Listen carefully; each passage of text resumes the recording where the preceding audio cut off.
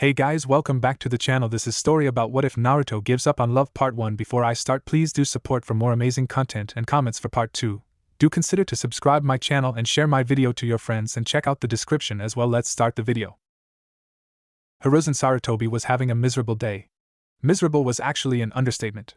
As if the aches and pains that came with half a century of being a shinobi and the general lack of sleep he was suffering from due to his function weren't enough, his advisors and old teammates were being especially difficult today. Plus, he had run out of his favorite tobacco, preventing him to relax with a good smoke. According to the daily report, his ANBU division was over its budget, while the military hospital is direly understaffed. Then there was the organization of the up-and-coming Chunin examination, and Danzo had created another fuck-up with a dignitary of Earth Country. All that would make his day shitty, but one no-name, no-account villager had decided to make it miserable. One stupid cretin had decided to create a situation that made all his problems pale in comparison. Apparently, one Naruto Uzumaki had decided that enough was enough. As he made his way to the tempura restaurant where the blonde boy was safely detained by his ANBU, Hiruzen had too much time to think about how ultimately, this situation was no one's but his fault. Mainly, one could levy almost any scratch the almost criticism on how he dealt with Naruto, and he would have no choice but to accept it if he were honest. When the information about the boy's status as a Jinchuriki had leaked, he simply ordered no one to speak about it on pain of death. However, he did absolutely nothing about the village-wide ostracization that quickly was established against the child. Certainly, any physical violence against the boy was punished severely, but the discrimination and the neglect Naruto had been and still was the victim of, he had not seen fit to curb. How can an orphan child live in a village where he is universally loathed and feared? A village where people swerve away from him in the streets, where they more often than not pretend he isn't there when he wants to buy something, where they forbid their children to play with the brat. Hiruzen could argue that Jinchuriki are loathed and feared in general, and it wouldn't exactly be a lie. Yet it wouldn't be the truth either. According to his spies, Tsunageki's Jinchuriki was actively tortured by the Kazegake until he became completely unstable. In Iwagakure, the two Jinchurikis had had their identity protected for a long time and could grow up normally. In Kirigakure, the Mizugake was adored before he flipped his lid. In Kumogakure, the two Jinchurikis are loved and considered to be the guardians of the people. The Reigake and his brother be made sure of that. Hiruzen could have done the same for Naruto. He could have cashed in some favors after being Hokage for close to 40 years.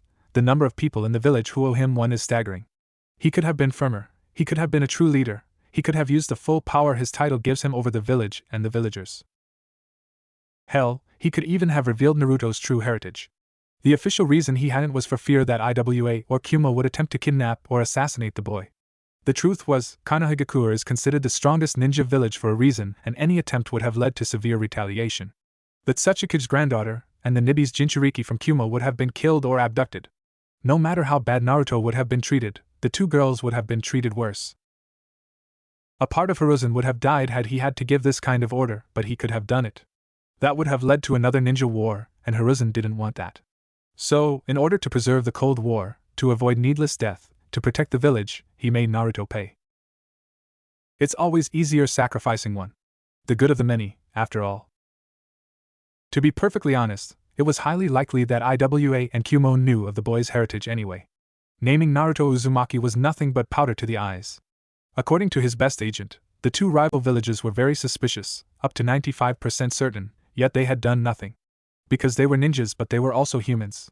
They had morals as vague as they were. Then, no content to do nothing, he had deluded himself and tried to give Naruto a normal childhood rather than explain his situation to the kid and take his training in his own hands. Hiruzen had dreamed of Naruto having the choice. As if the boy was not the prison of a terrible beast and incidentally Konohagakure's trump card in case of war. As if the boy could be anything but a ninja. As if he himself hadn't stuffed the young boy's mind with ideas of becoming one. Naruto had entered the academy, obviously, and Hiruzen had trusted the teachers to do their jobs. This had backfired splendidly when the teachers of the academy, ninjas who were supposed to know better, had shown the same bias towards the boy and had basically not taught him. There had never been any direct sabotage. No, they weren't foolish, but they had never taken the time to help to the orphaned boy who obviously would be slightly behind his peers. They had ignored him, like the rest of the population. His second term as Hokage was one big failure, and its name was Naruto Uzumaki. Suddenly appearing in front of the restaurant where he would have to question Naruto, Hiruzen focused his thought on the problem at hand. After a deep breath, he opened the door. So one villager, apparently, felt that he could try to deny Naruto service when the boy came for some food. Naruto refused to leave as was his right, as it was perfectly illegal to refuse service to a shinobi in good standing. Some might argue that Naruto's very existence was antithetic to the term good standing, but Hiruzen didn't care. He was the Hokage and he didn't define it as such. Unfortunately, this useless shopkeeper caught Naruto on a bad day because not only did the boy refuse to leave, he threatened to quit. Not being a shinobi. No, that would have been manageable. Hiruzen would have had to convince Naruto that he didn't have the choice anyway, and he would have had the shopkeeper disappeared in the meantime. But no. Naruto had threatened to quit as a Jinchuriki. From what his ANBU told him, Naruto had said out loud that if he was doing such an apparently lousy job at containing the Kyuubi, given nobody seemed to appreciate what he did, he should just stop doing it. That caused every adult in the tempura restaurant to quake in their shoes, and some had even soiled themselves if the smell was any indication. As they should. While Hiruzen was confident he could reseal the Kyuubi into someone else even if no child would be as adequate as Naruto was for the task dash, it would be nowhere as sophisticated as his predecessor's work, even if he were to use the same basis for the seal. As an aside, he would die and be eternally tortured in the belly of the Shinigami. He would do it to save the village, but because a worthless shopkeeper couldn't behave. Not today.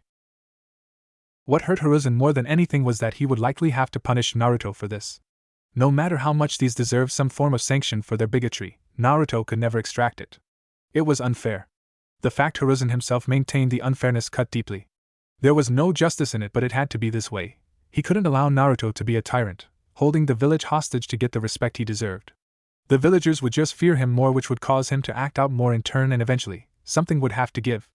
And as far as Hiruzen was concerned, nothing justified the return of the Kyuubi. But to tell a boy as Naruto was a boy in the Hokage's aged eyes that he had no choice but to suffer the scorn of the people, that the village, the nation, the entire shinobi system required it, made Hiruzen sick.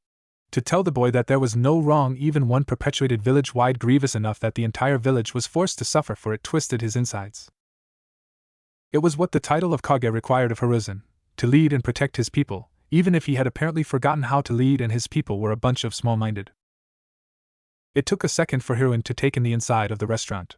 It was empty save for two ANBUs and Naruto, who was sitting leg crossed on a table. The blonde boy looked indifferent to his surrounding, not even greeting Hiruzen with one of his usual smile. "Naruto-kun, what have you done?"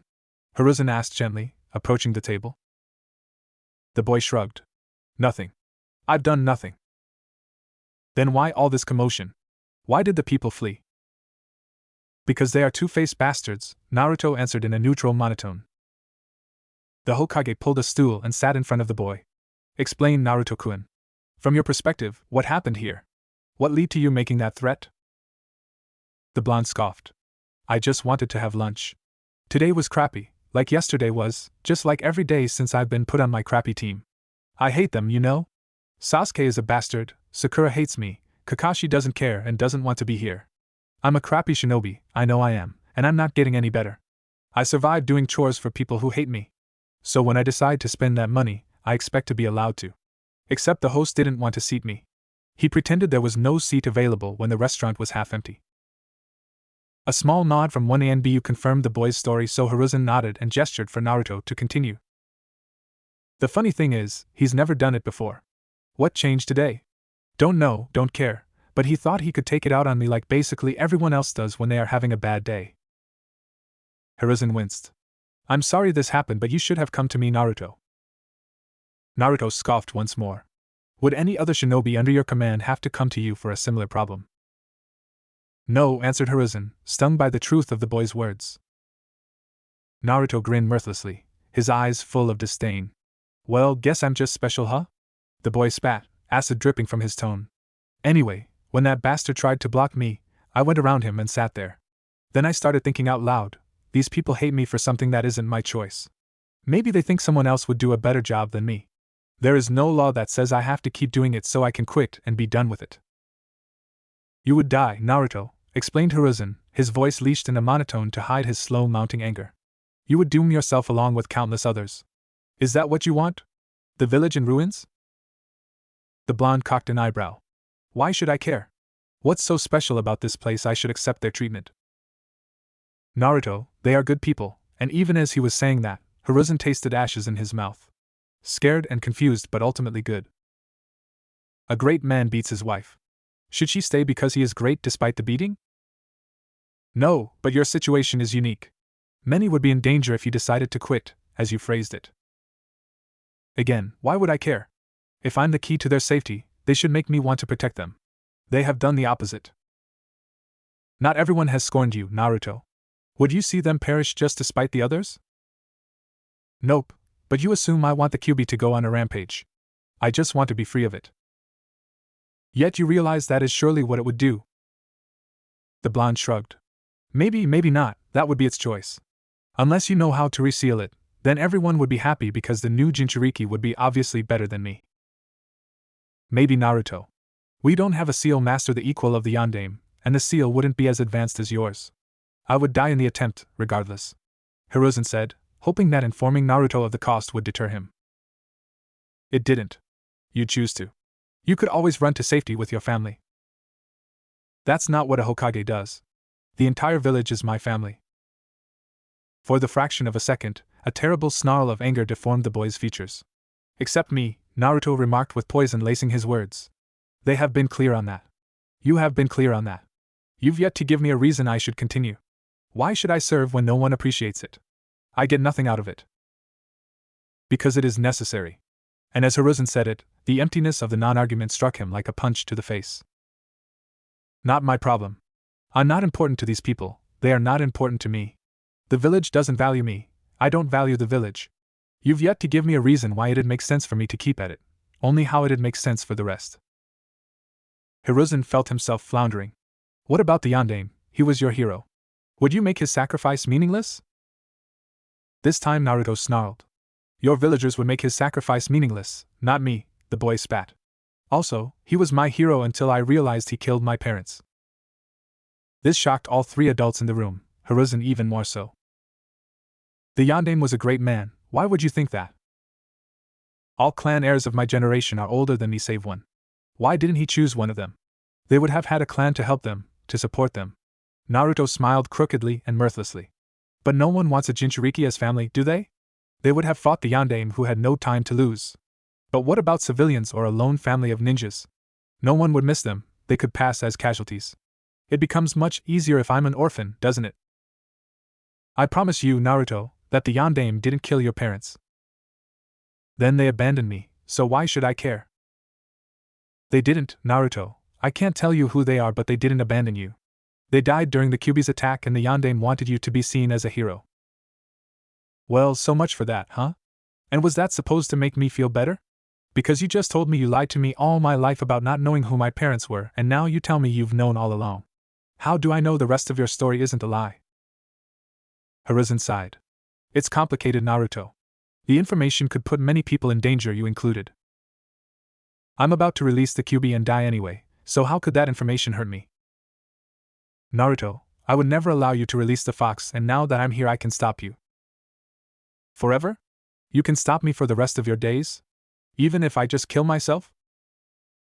The boy, Hiruzen thought, was set on ripping his heart out. Yes, Naruto. We have ways to prevent you from doing that. It'd be a hellish life, but it could be done. And you would do that because I have no choice but to suffer for something I didn't do? I know it isn't fair, Hiruzen said lowly. I know it isn't fair and you deserve better, but I can't let you destroy the village or put it in a weaker position. Naruto smirked, but his eyes were cold as ice. You never cared. You pretended I was part of the family, but you never cared. The boy said without any emotion in his voice. It was an observation, not an accusation, and it cut Hiruzen even deeper. No, I do care. Naruto snorted. I do care, insisted Hiruzen, but one boy can't be more important than the entire village. It can never be that way. Even if you deserve more than you have ever gotten, I have to put their needs above your own. Just as he said that, Hiruzen had to jugulate the urge to slap himself. Oh? I'm less important than your other citizens? So I'm a slave. The Yondaime made me a slave after he killed my parents. It's no wonder the village treats me like trash, I am. The blonde barked a fake laugh that made Hiruzen cringe. You said they would see me and accept me one day, but that was a lie. You don't care, you never cared if they did or not, no one has to see a slave as their equal. Is that why I'm assigned to Kakashi? Why he won't teach me shit? He just has to protect your precious prison and keep it from acting up, is that it? Naruto, you aren't a slave. But you just admitted I'm less than your other citizens, remarked the boy, twisting the knife in the wound. Poor choice of word from an idiotic old man, Naruto. You aren't a slave, and the Yondaime didn't kill your parent. He wanted you to be seen as a hero, someone who protects the village every single day. Naruto laughed. Like a guard dog. As I was saying, I'm just a pet. No, Naruto, not like that. It's complicated, but you shouldn't lose faith. Things can change, but not if you give up. I thought you didn't go back on your word? The blonde gave the Hokage an incredulous look. Why should I even keep my word to you? You lied to me all my life, you take their side. Even now I haven't broken any law yet, the one who did get to go home, and I'm the one being detained. You let them hate me. I can't make them love you, Naruto. Only you can do that by proving you. You're the Hokage. Naruto screamed abruptly. You're the village leader, you're the professor, and you can't do anything. And how could I ever prove myself if I don't get better? I told you, Kakashi doesn't teach me anything. No, your way is wrong, and you don't even mean it. If you did, I'd have been taught properly at the academy when I needed it, and I'd have a proper sensei now set on helping improve. But if I quit, then I show them they should have treated me better, and whatever damage is done will be their fault. They will never see it like that, Naruto, just as evidence they were right about you.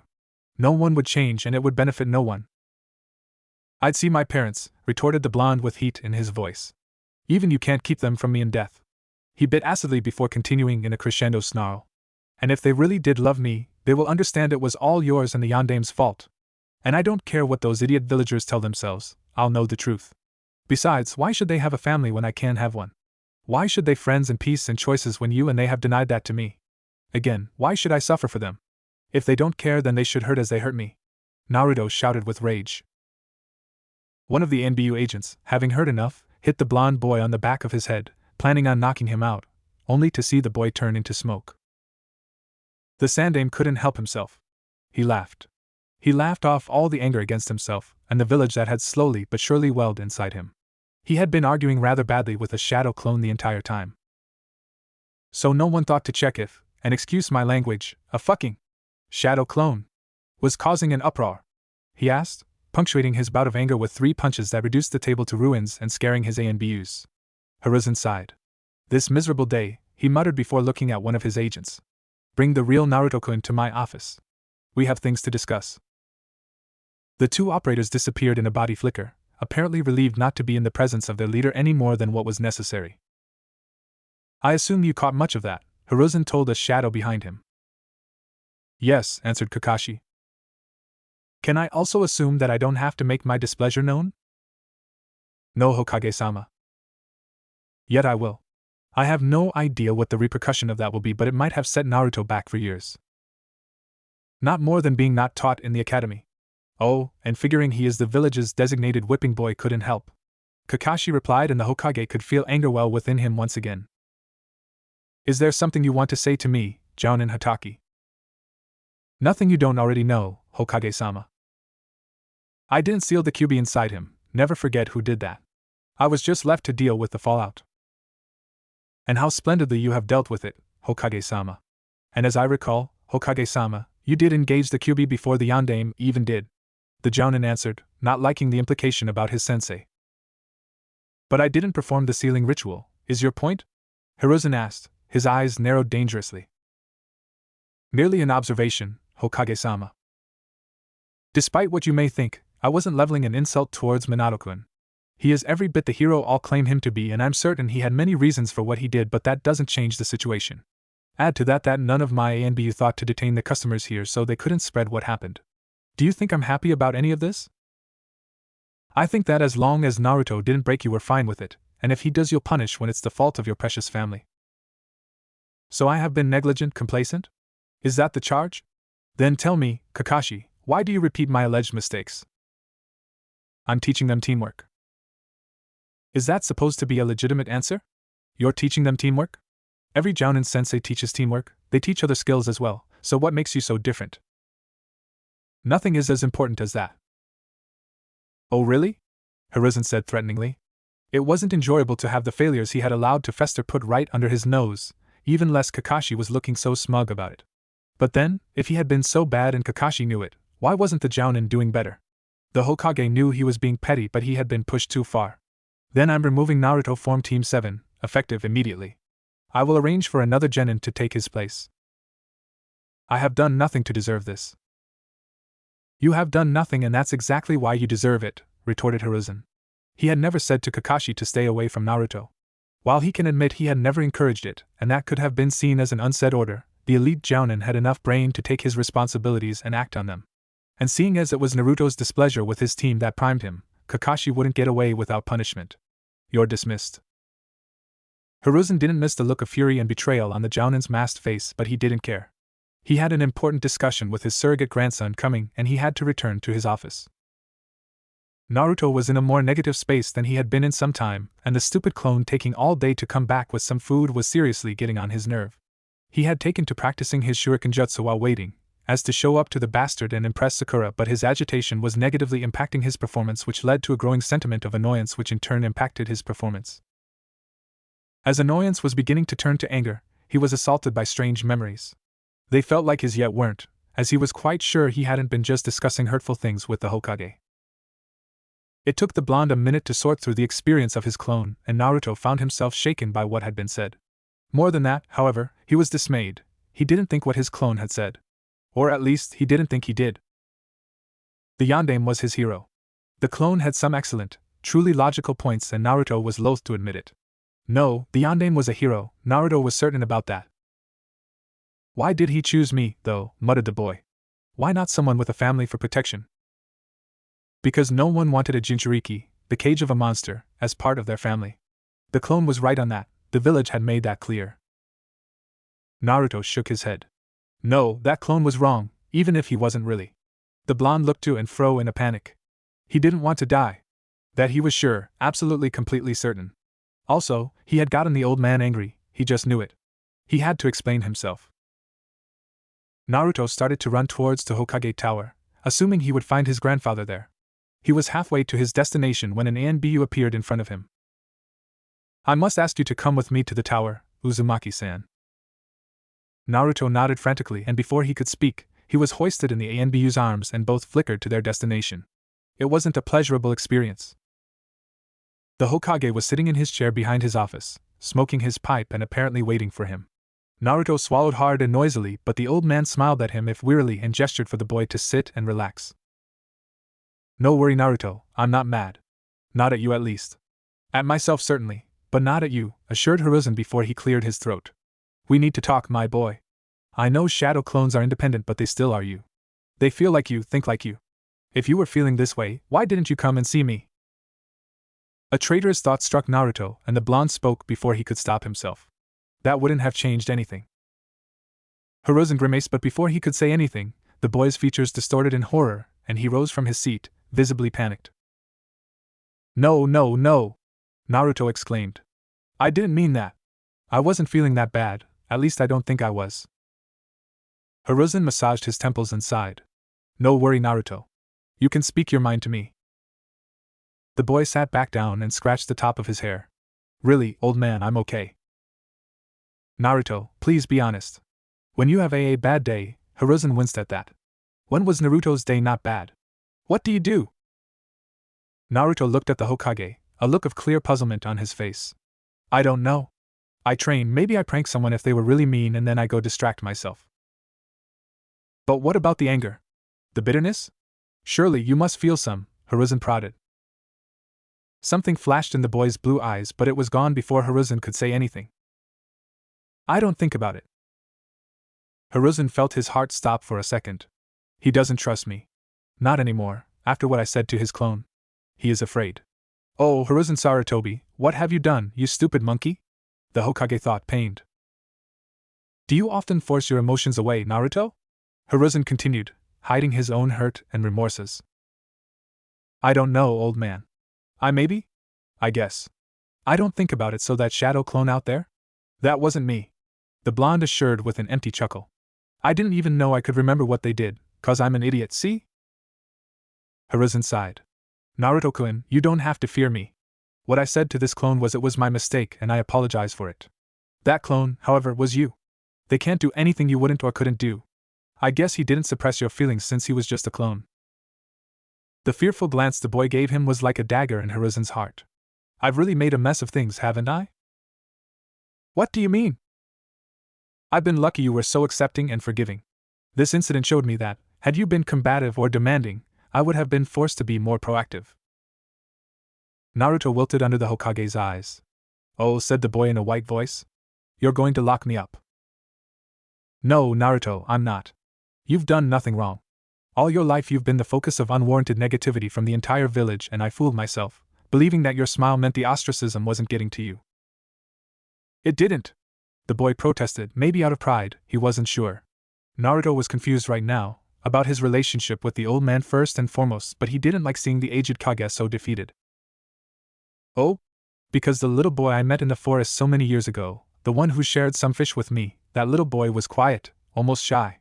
You didn't become loud until your 3rd year in the academy when you decided it was the way to get the attention you desired. Hiruzen countered, and Naruto had nothing to answer to that. The blonde didn't like to think back to his younger days. It was when he had been the most alone, almost suffocated by the silence, the cold and wary glances, the mean whispers. There had been some freedom, however, as back then, he hadn't known why everyone ignored him and he hadn't yet committed himself to change it. Hiruzen watched Naruto digest the words that had been said. He could tell the boy was thinking deeply. The Hokage knew he had to press on. If Naruto was going to become what he had the potential to achieve and not some projection of a broken boy, he had to lay the foundations now. It was I, said Hiruzen, who told you to earn their approval. I thought it was the best solution, but a child's mind can often surprise. How could you earn their approval if they were ignoring you? If they didn't want to see you? So you began your campaign to be noticed. It's perfectly logical, yet I failed to see it. I should have started you on better tracks. I should have done many things differently. The Hokage muttered, as much to himself as to his audience. It seems I forgot what it means to be a Hokage. The old man snorted. I forgot what it means to be a ninja if I deluded myself enough to believe the way you grew up wasn't affecting you. The Hokage looked at Naruto and bowed his head. I thought you were a kid who needed to mature, a knucklehead who would change, and for that, I apologize deeply, Naruto. The blonde boy was taken aback. The Hokage was apologizing to him? Naruto's arms flailed for a second. It's okay, Gigi. No, it's not, but I will endeavor to make it okay. I can't believe I let things slide to a point some part of you believed the Yondaime killed your parents and doomed you. I don't really believe that, that was my clone, old man, protested the boy. If only. It is the time I correct my mistake, my boy. What do you mean? Your clone was right. I have my part to play and I will play it, but as for you, if I want you to change the mind of the villagers, then I should make sure you're trained by someone who will maximize your talents. You don't need to be taught the will of fire, you have it already, in a deeper way than any I've seen before. Hence why I'm pulling you out of Team 7. That momentarily shocked the young Uzumaki, whose eyes widened as his brain milled the information. It begged so many questions he didn't have the breath to voice his concerns. I will oversee your training, Naruto. As I'm the Hokage, it won't be every day, but I will teach you what I can. When I'm not available, you will apprentice under a jounin. His name is Ibiki. He can be intense in a way, but he is a good and fair man, and I guarantee you he will take your training to heart. If you listen to everything he says, you'll become a very good shinobi, of that I have no doubt. I'll work out what team you join for missions once you are ready for C ranks. Naruto was feeling so many different things, excitement, confusion, fear, incomprehension, that the only intelligent he managed to say was why? Because, Naruto, you have been protecting this village every day since your birth. None of my ninjas can say the same, I can't say the same. And you've been doing for free, something none of my shinobi would have done either. Services rendered deserve compensation, so consider it 12 years of backlog pay and my sincere apology. I have been foolish. I swear to you, Naruto, that I mean well, but I've been foolish. Hiruzen watched as the emotions warring inside the boy seated in front of him bled out until only a palpable excitement was left, a kind of contagious anticipation that made the old Kage smile. His smile widened as he thought about what would become of his last student, and what lay ahead. Naruto eyed once again the piece of paper he had found slipped under his door this morning. It was just an address, the time for the meeting, and the name of a tea shop. One Naruto vaguely knew of, one he was sure would refuse to serve him. After a minute of intense reflection, he decided that it was decidedly not his problem. At least he could admit his clone had been right on that point, and that if this Ibiki guy he was supposed to apprentice under wanted to meet him there, then he would meet him there.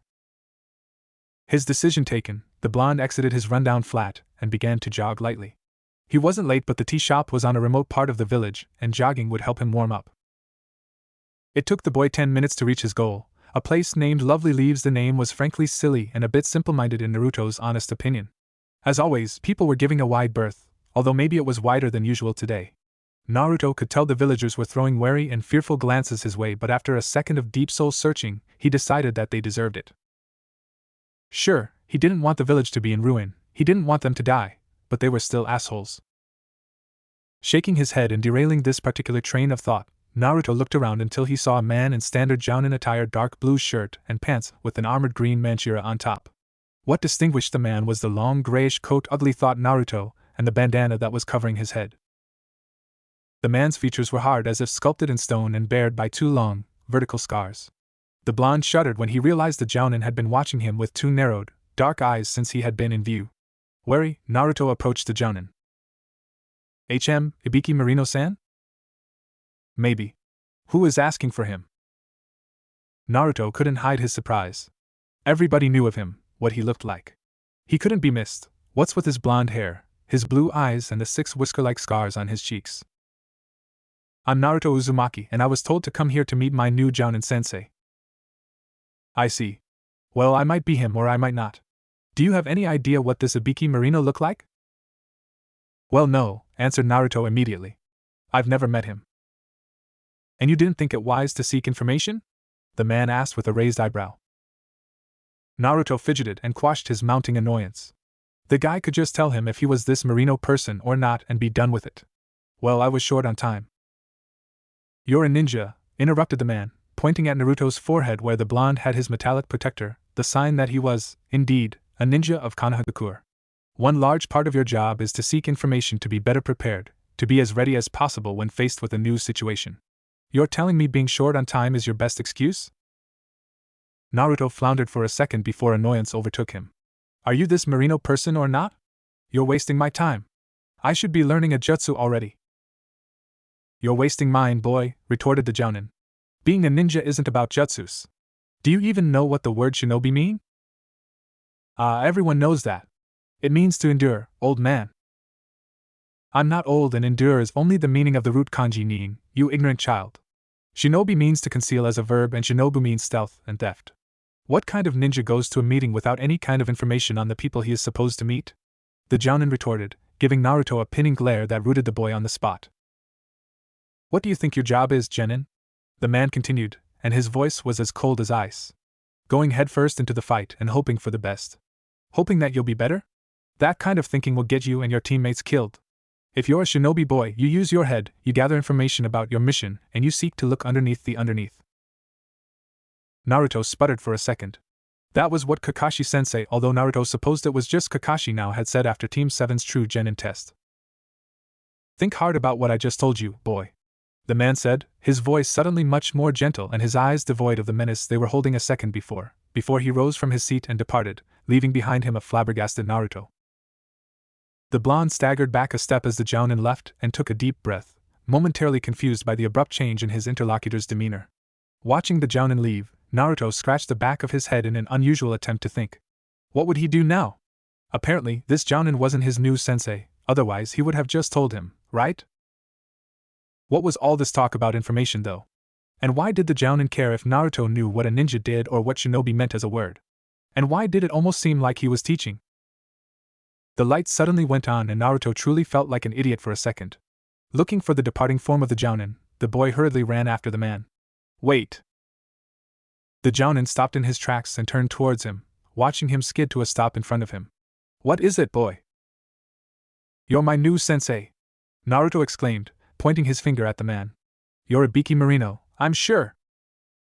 The man simply cocked an eyebrow. Why would I be this man? 'Cause why would a jounin be at the Lovely Leaves at 8 in the morning if he isn't the guy I'm supposed to meet? You don't know that, kid, interrupted the man. Maybe I like to start my day with a lovely cup of tea. This stumped Naruto for a second before he shrugged.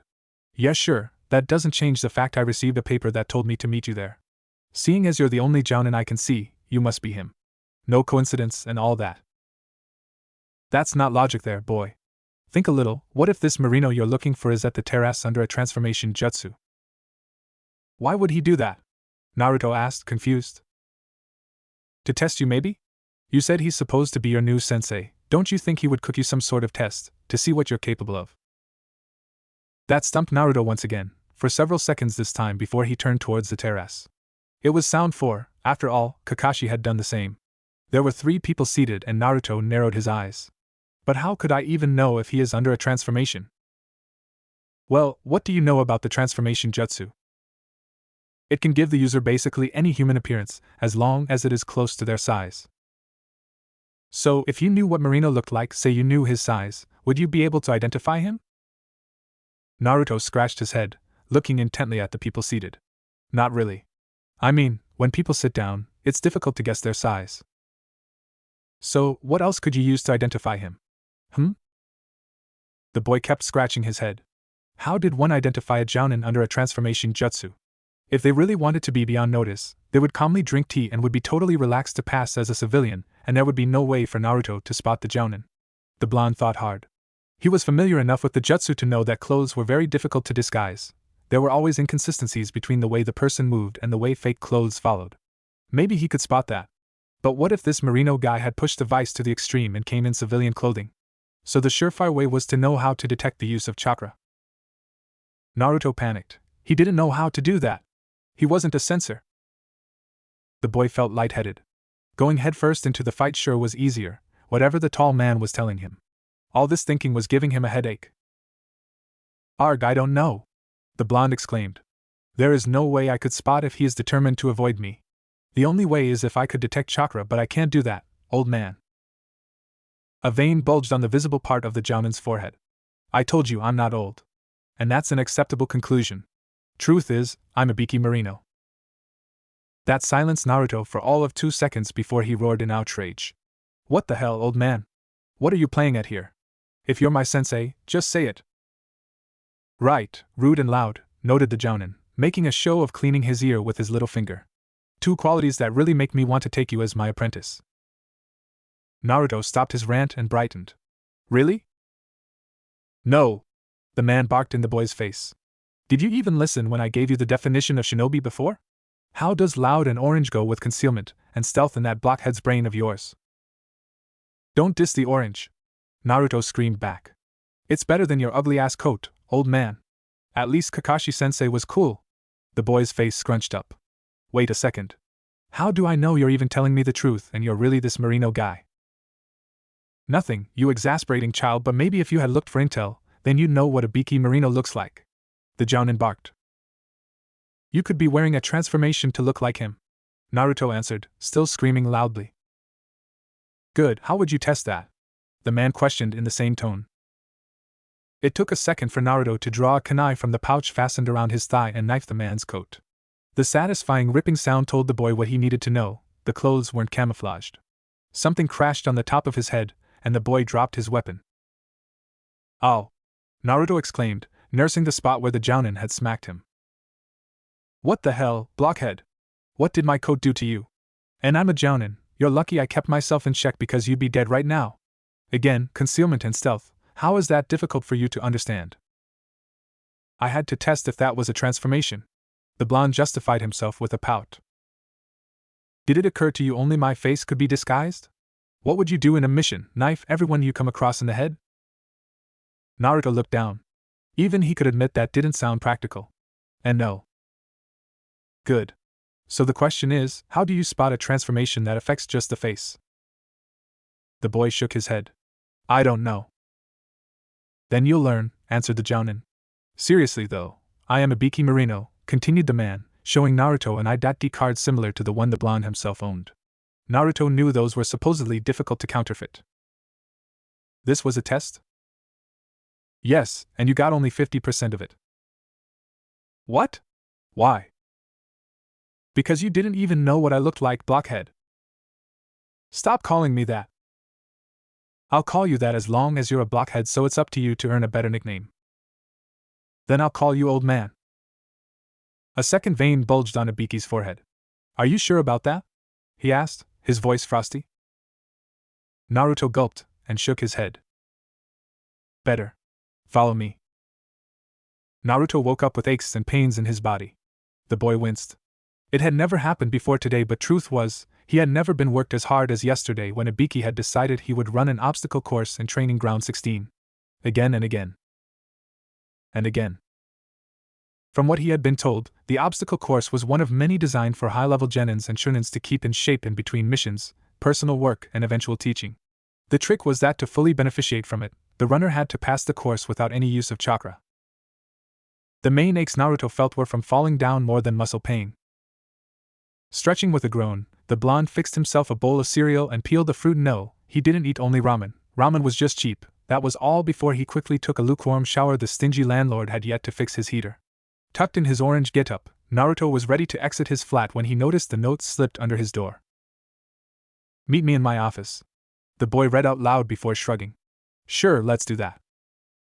It took the Uzumaki 5 full minutes to realize he had no idea where his new sensei's office even was. His initial reaction was to rant angrily at bastard teachers and their mind games before the lesson of yesterday finally hit him with the force of a freight train. His lips formed a silent O of realization as the gears clicked in his brain. "That's what Ibiki-sensei means by intel," Naruto exclaimed, his right fist impacting his open left palm. "Gotcha! Sensei, here I come!" The blonde yelled to his surrounding, earning a few disgruntled glares. It took the Uzumaki another 5 full minutes to realize running around randomly would not net him the information he needed. His initial reaction was to hit his head repeatedly against a lamp post and insult himself before an idea eventually stopped him from damaging his brain further. Surely, the Hokage knew everything about Ibiki-sensei, given it was the old man who had appointed the Jounin as his new sensei. "This time, I got you," grinned the blonde before darting to the Hokage tower. Losing no time and disrespecting every security protocol of the tower, Naruto barged in the Hokage's office without so much as a knock on the door. "Gigi, I need your help." The Hokage smiled and gestured to the ninja he was talking with to stand back. "I don't have much time, Naruto-kun. What do you need?" "Can you tell me where Ibiki-sensei works? I need to go to his office," the boy explained. "Ah. Right, Ibiki told me you'd probably come and see me about that." "Really? Then, where is Ibiki-sensei, Gigi?" The Hokage smirked. "He also told me not to tell you anything." "Now Naruto," the old man said with a preemptive motion meant to shush the outraged blonde, "I can't always give you the intel you need. You'll have missions where it'll be very difficult to gain information on your target." Naruto groaned. "It's another test, is it?" "Yes. Now, if you'll excuse me, I need to finish the debriefing with this TNI agent here. Go."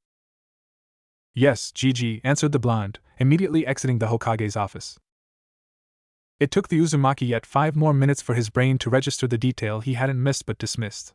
His initial reaction was that he was tired of his new sensei's twisted games already and that if the Hokage wasn't on his side, it would be a very long apprenticeship. Returning in front of the Hokage tower, he lay in wait of the man who had been in his Gigi's office. The man the old man had said was working in torture and investigation. The man who was wearing the exact same ugly-ass gray coat as his sensei did.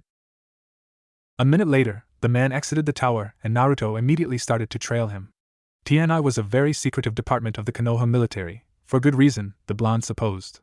It was where the criminals, the spies, and the captured enemy ninjas were kept and interrogated.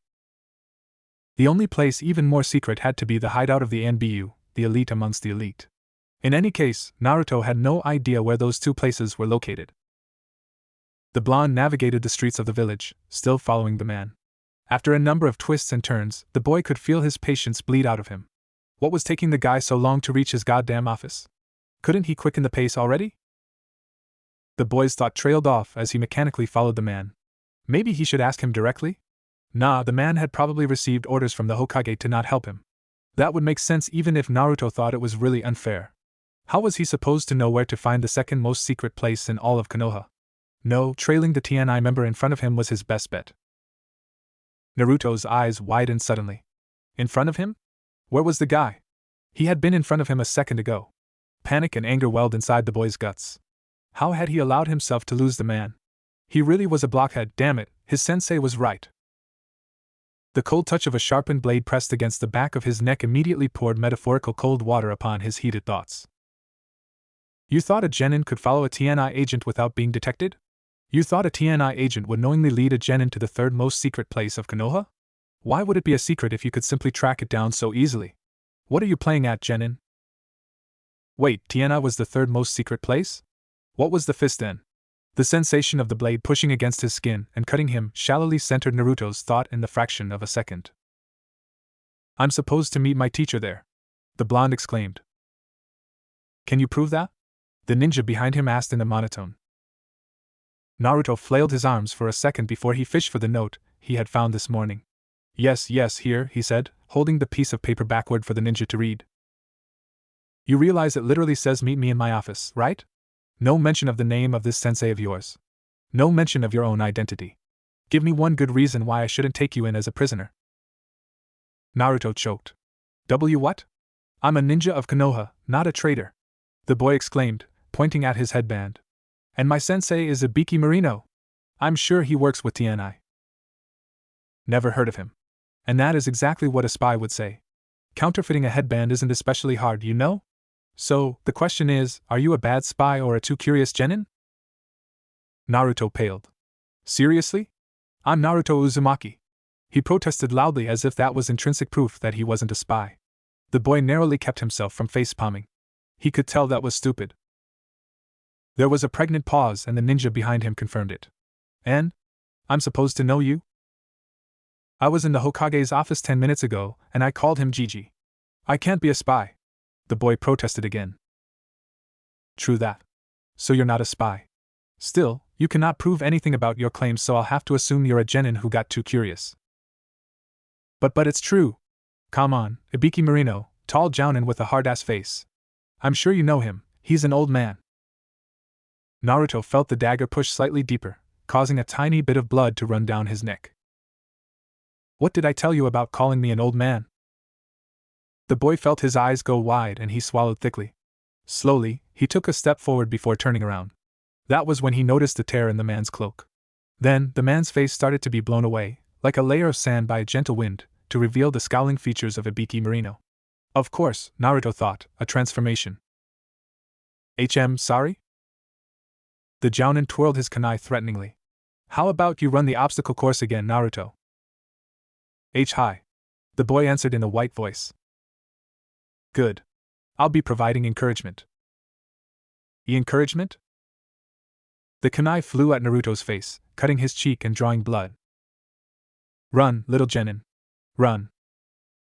Ah! Naruto darted away, shuriken whirling after his retreating form, his sensei hot on his tail. The week that followed Naruto's first 2 days with Ibiki was much like the beginning, except that the boy's new sensei began to add scares and frightening pranks to the overall mind games. The result was a paranoid, jittery Naruto who had taken to having his eyes peeled 24/7 to avoid any bad surprises. It wasn't enough.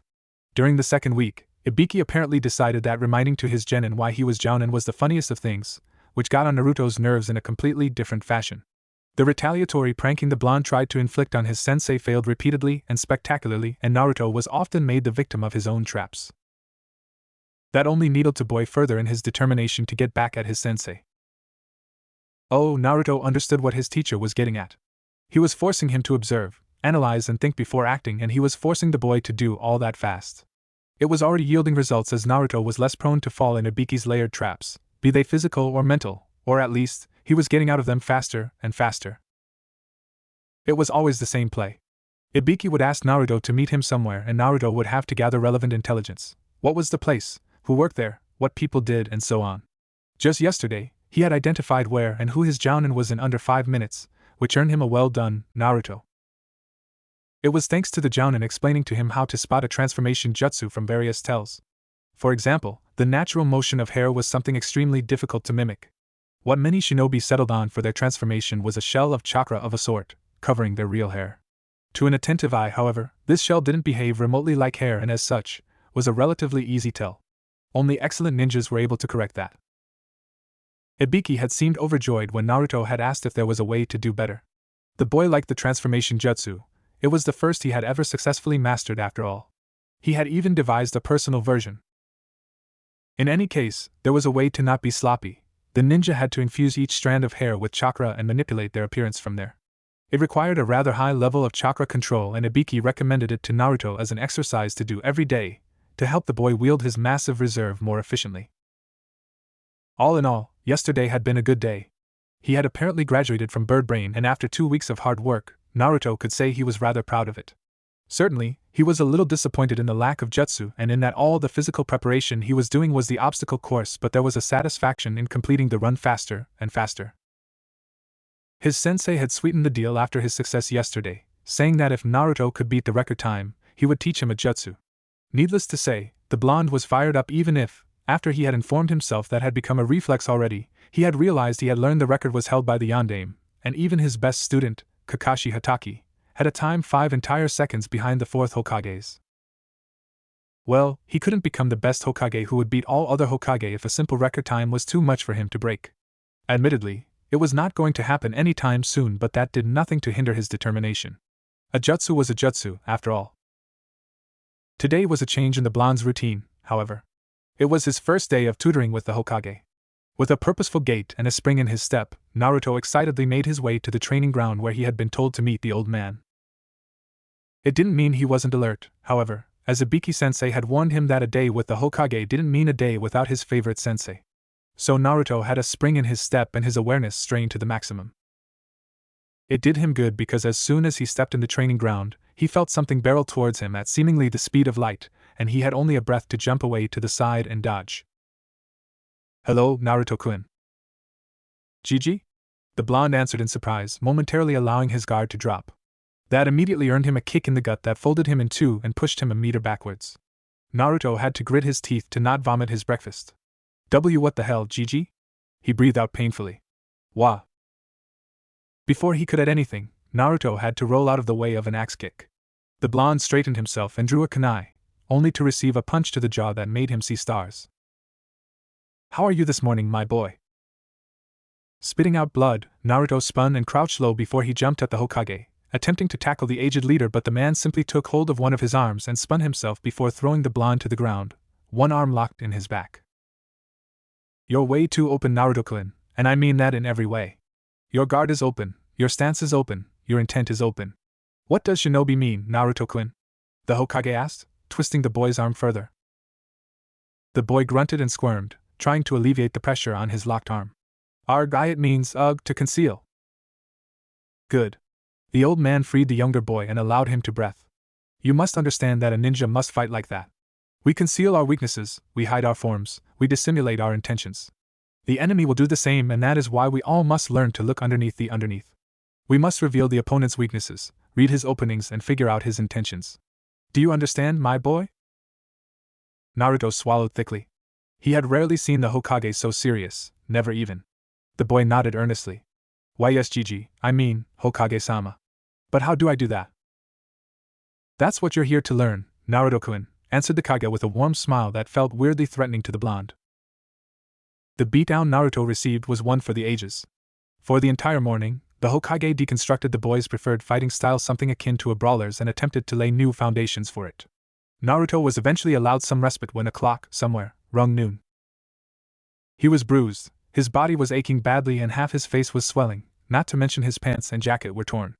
The Hokage looked pristine and like he hadn't fought at all for the entire morning, and that annoyed Naruto more than his own state. "Bastard old men with no care for the youths," muttered the blonde. "You say something, Naruto-kun?" The blonde shook his head hurriedly. No, Gigi, no," he answered with a nervous smile. "Good. Now what have I taught you today?" "You beat me up today," grumbled Naruto before he received a smack on the top of his head. "Ow, Gigi. I don't know. You're super strong and I'm super weak? Geez, I knew that, Tabeyo." The Hokage smiled. "Yes, but that's not all there was to it. You have good instinct, Naruto-kun. You move swiftly on your feet, you're resilient, and you adapt quickly. That'd be enough if you were embroiled in a bar fight. Your technique needs polishing, however.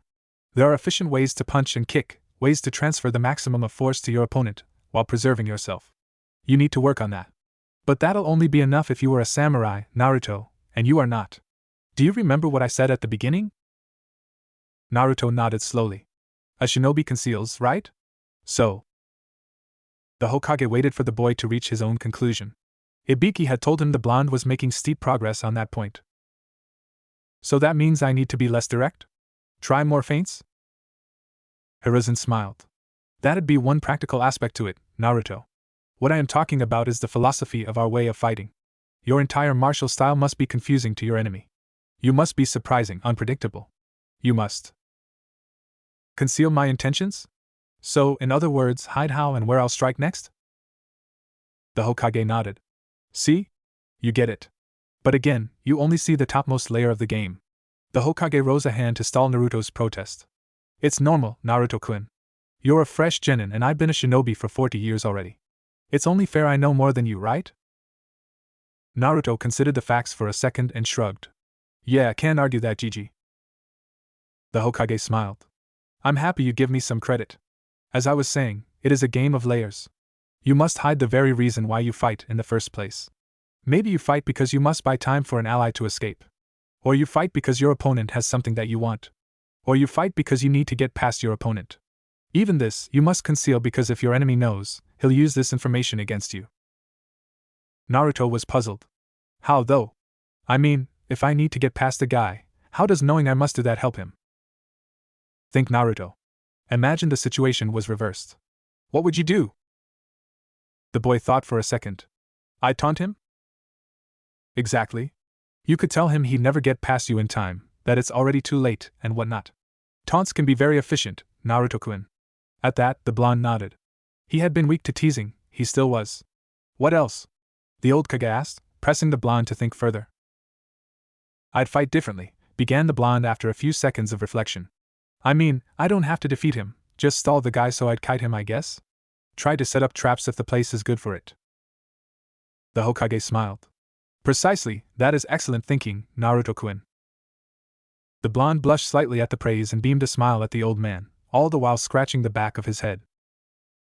Now, a ninja must always think like that. What is my true objective, and how can I achieve it without anyone knowing?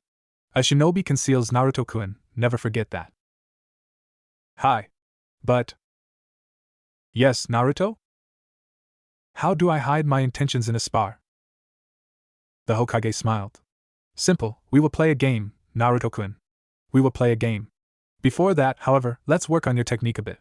Your punches aren't sloppy, but they ought to be leagues better, my boy.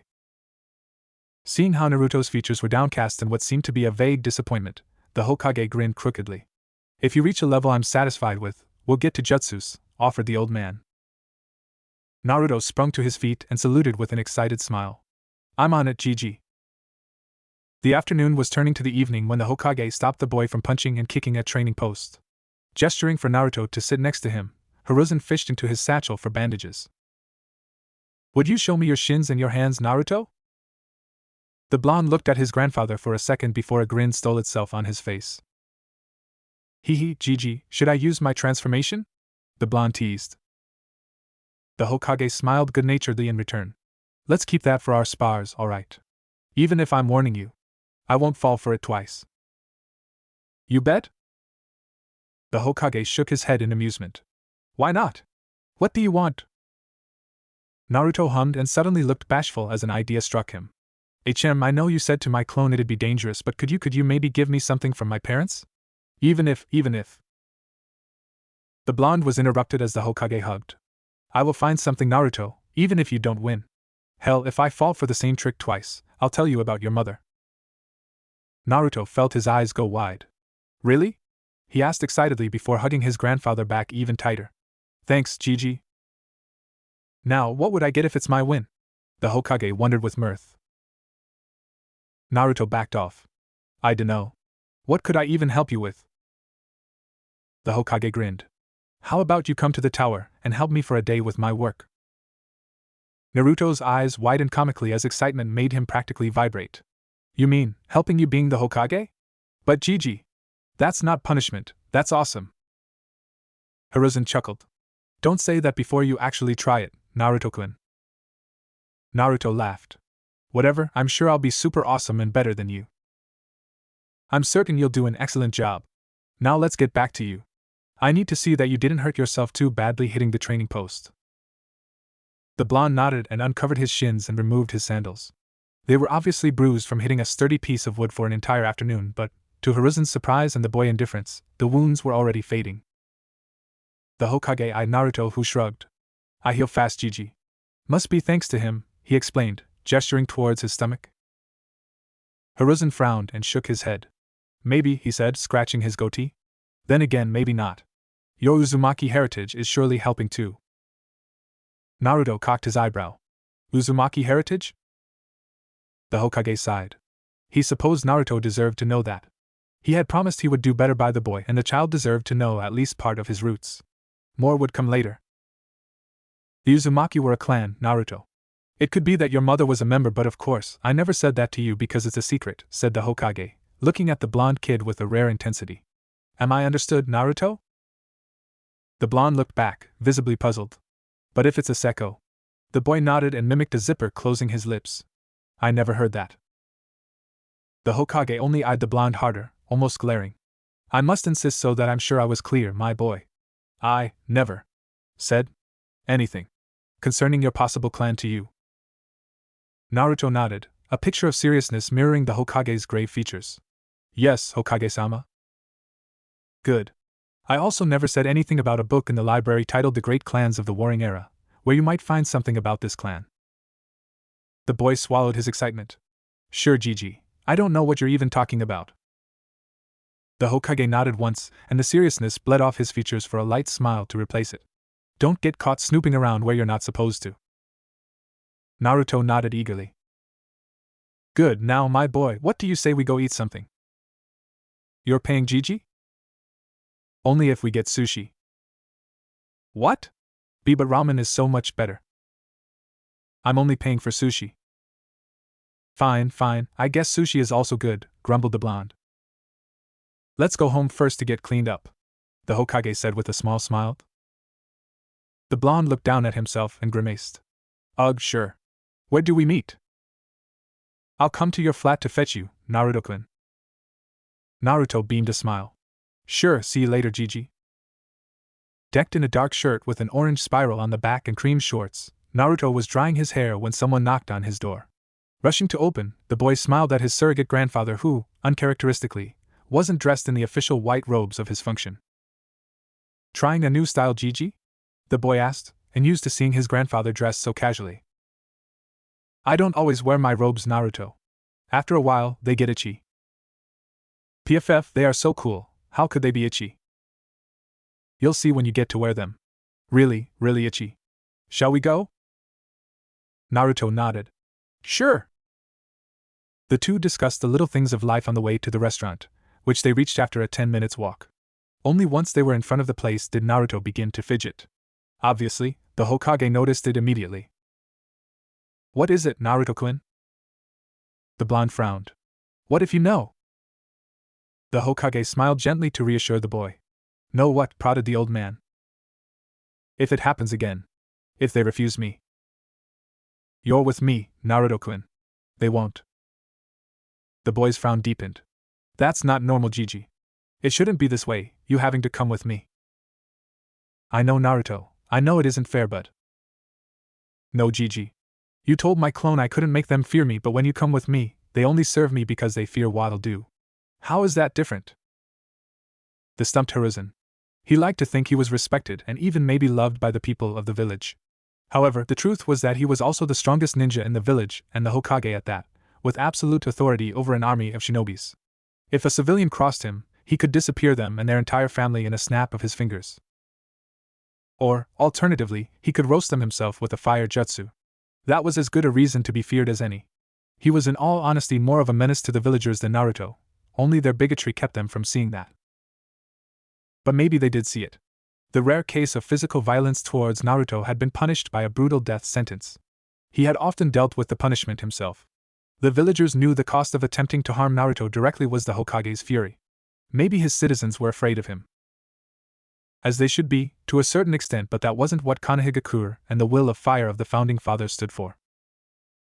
I really allowed things to become ugly, my boy, muttered the Hokage out loud. Naruto squeezed his grandfather's hand. Gigi. No, Naruto-kun. You might be entirely right, and that's wrong. I'm known as the professor, but for entirely the wrong reasons. The aged Kage scoffed. What are you talking about, Gigi? You're awesome. Not awesome enough to do my duty. Let's go in, Naruto-kun, and see what happened. The host didn't oppose any resistance, and seated them at a table of 4, as per the Hokage's request. They were professional enough to not let much of their disgust towards Naruto's show. Why a table for 4 persons, Gigi? The blonde asked with a nervous smile. Because I also invited my son and my grandson, Naruto-kun. I hope that's okay with you. You mean that Konohamaru pest? The Hokage smiled. Now, Naruto-kun. I heard you helped set my grandson on the straight path, and I thought you could be a good influence on him. I'm not training him, Gigi. I'm way too busy. The Hokage appeased the young blonde with a raised palm. I'm not asking to train him, but if you have a little time, share your wisdom with him. I'm not wise, Gigi, pointed the blonde. The Hokage smiled. Much like I'm wiser than you, you're wiser than young Konohamaru. Now, here they come. And indeed, walking towards was a kid Naruto knew to be Konohamaru, and a tall, muscular adult with black hair and a beard that reminded the blonde of the Hokage. That's your son? Indeed. Asuma-kun, please meet Naruto-kun. The tall man smiled good-naturedly. Evening, Pops. Nice to meet you, Naruto. Naruto grinned. Nice to meet ya, Asuma-san. Aye, boss. Konohamaru greeted with enthusiasm and a toothy smile with a hole in the middle. Naruto scowled. I told I'm not your boss, shrimp. Come back to me when all your milk teeth have fallen. Konohamaru's eyes watered. But you said you would. Mean it? The kid wailed. Naruto flushed in embarrassment, and shushed the younger boy with promises of being his boss if he shut up. The 2 older Sarutobi chuckled and Asuma took a seat before the host came to take their order. Naruto felt warm inside. That evening was awesome.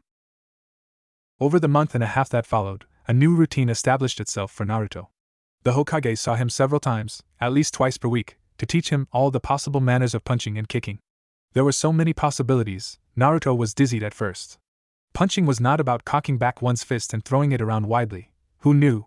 It was all about subtle motions of the legs, the hips, the belly, the shoulders, all about being in a state between relaxation and readiness to transfer momentum.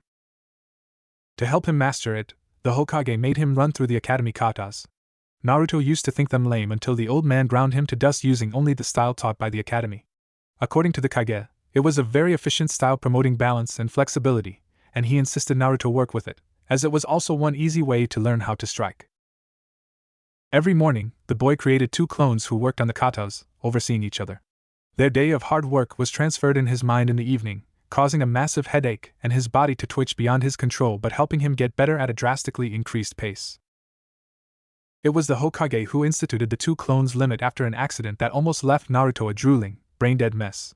The boy's grandfather had explained to the blonde the possible benefits of using his shadow clones, but, having forgotten to enforce carefulness, Naruto had overdone it. That had been a lesson in and of itself, one Naruto wasn't going to discard any time soon. The rest of the time, Naruto was with Ibiki. The Jounin kept playing his mind games, running in circles around Naruto.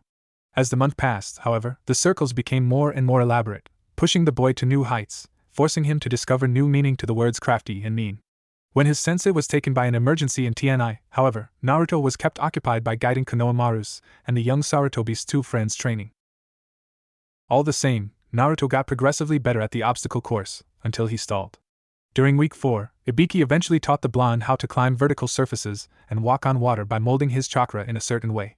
Thanks to Naruto working hard to better his transformation jutsu with the hair exercise, the boy got the hang of the techniques quickly.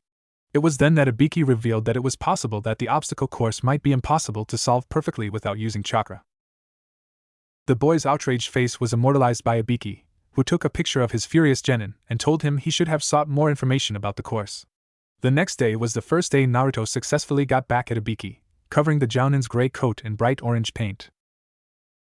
Ibiki was both proud and furious, and Naruto was made to run the course again and again, with encouragements.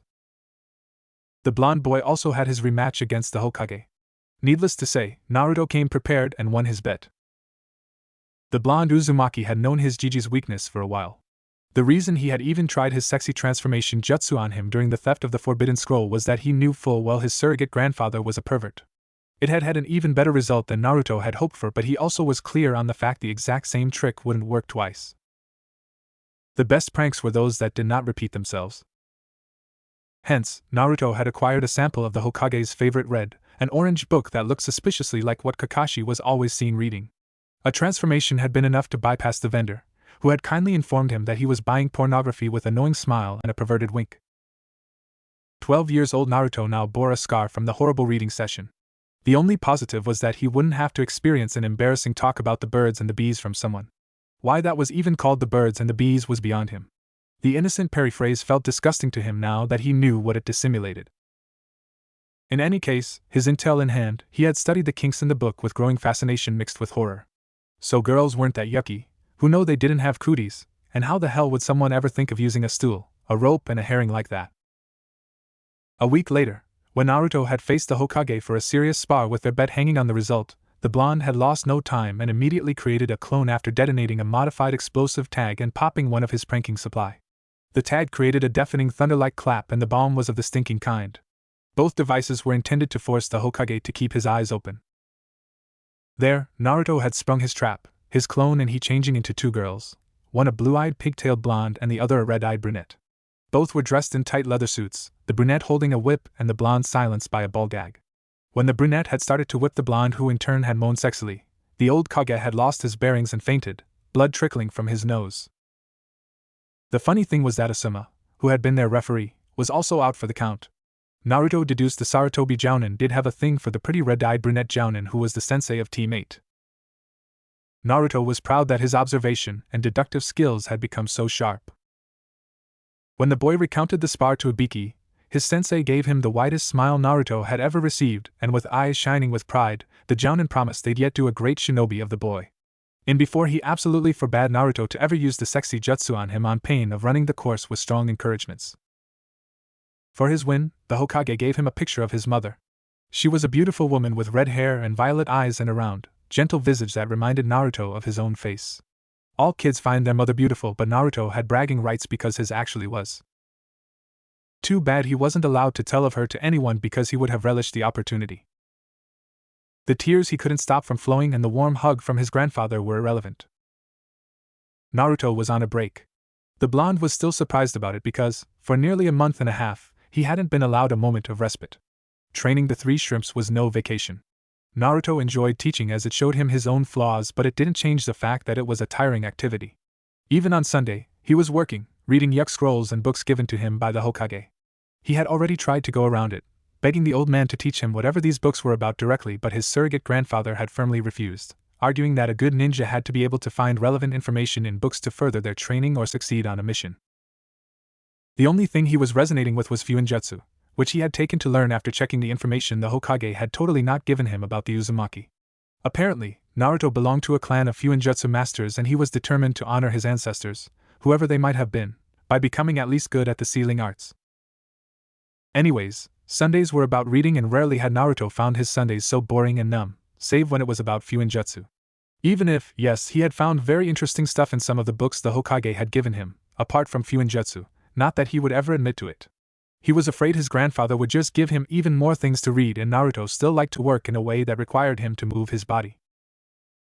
Today was Wednesday, however, and neither Ibiki or the Hokage were available to teach him. Konohamaru and the Corps were with Abizuso, and Anbu had told Naruto this morning that the boy had the day to relax and do whatever he wanted. Naruto had honestly no idea what to do and so was just strolling randomly in the streets of Konoha, breathing in the fresh morning air before it got unbearably hot later in the day. The summers in Fire Country were no joke. Around him, the people were scampering away, like they usually did. His eyes weren't focused on them, but Ibiki had trained him to rely on his peripheral vision to be aware of his surrounding and observe without being obvious about it, and so Naruto could see them perfectly. How they feared him. How they wished for him to be anywhere else but here. He hadn't really noticed, busy as he had been, but it had obviously become worse after his shadow clones had decided to show a decidedly annoying lack of restraints. The people had been clearly uncomfortable with him before, but now they were openly fearful and worried. His clone had effectively reduced Naruto's chance to ever be accepted by a great deal. The blonde found he didn't care. At least, he didn't care as much as he would have a month ago. His Gigi had invited him several times to eat with his family, and Naruto enjoyed every evening he got to spend with the Sarutobi trio immensely. Asuma was a kind, laid-back uncle and Konohamaru an annoying little brother. And a shrimp. Naruto's sensei trained him and cared about his progress. The Sarutobi had accepted him as part of their family. Honestly, the blonde was good with that. A lengthy discussion with Ibiki had opened the blonde's eyes on the fact that Naruto couldn't make all the work. He could be sweet as a lamb, the strongest, the Hokage even, and yet, he couldn't make the villagers love him. Only the villagers could decide that. The realization had been freeing. To know that it wasn't Naruto's fault, that it wasn't that he wasn't doing enough but that ultimately it was a two-way road he couldn't cross by himself, that was liberating. It wasn't fair that even after 12 years of showing no sign of being dangerous, the shadow clone accident, not counting the people, still only saw the Kyuubi's shadow looming over him. It wasn't fair he had to suffer still for their bigotry, that he had to reap their fear for his bout of hostility, what they had sown it themselves. It wasn't fair, but it hurt less than before because Naruto was not allowing it to hurt him anymore.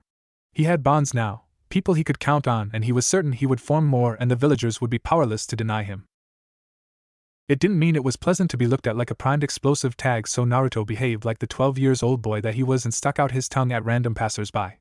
There was no law forbidding a genin to be a brat. Naruto had felt and seen them coming, so he wasn't surprised when he heard Kiba's voice. "What the hell are you doing, Dobe?" The boy whirled around and stuck his tongue out at the Inuzuka. "I'm being rude to rude people, mutt." A vein bulged on the brown-haired boy's forehead. "Say that again to my face, Dobe?" Kiba spat threateningly. "Inuzuka have good ears, so you heard me, mutt."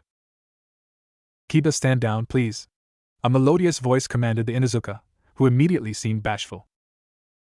Naruto eyed the newcomer and smiled. "Ah, you're the lady Asuma has the hots for," he waved. "Hello, I'm Naruto." The red-eyed, brunette lady smiled back.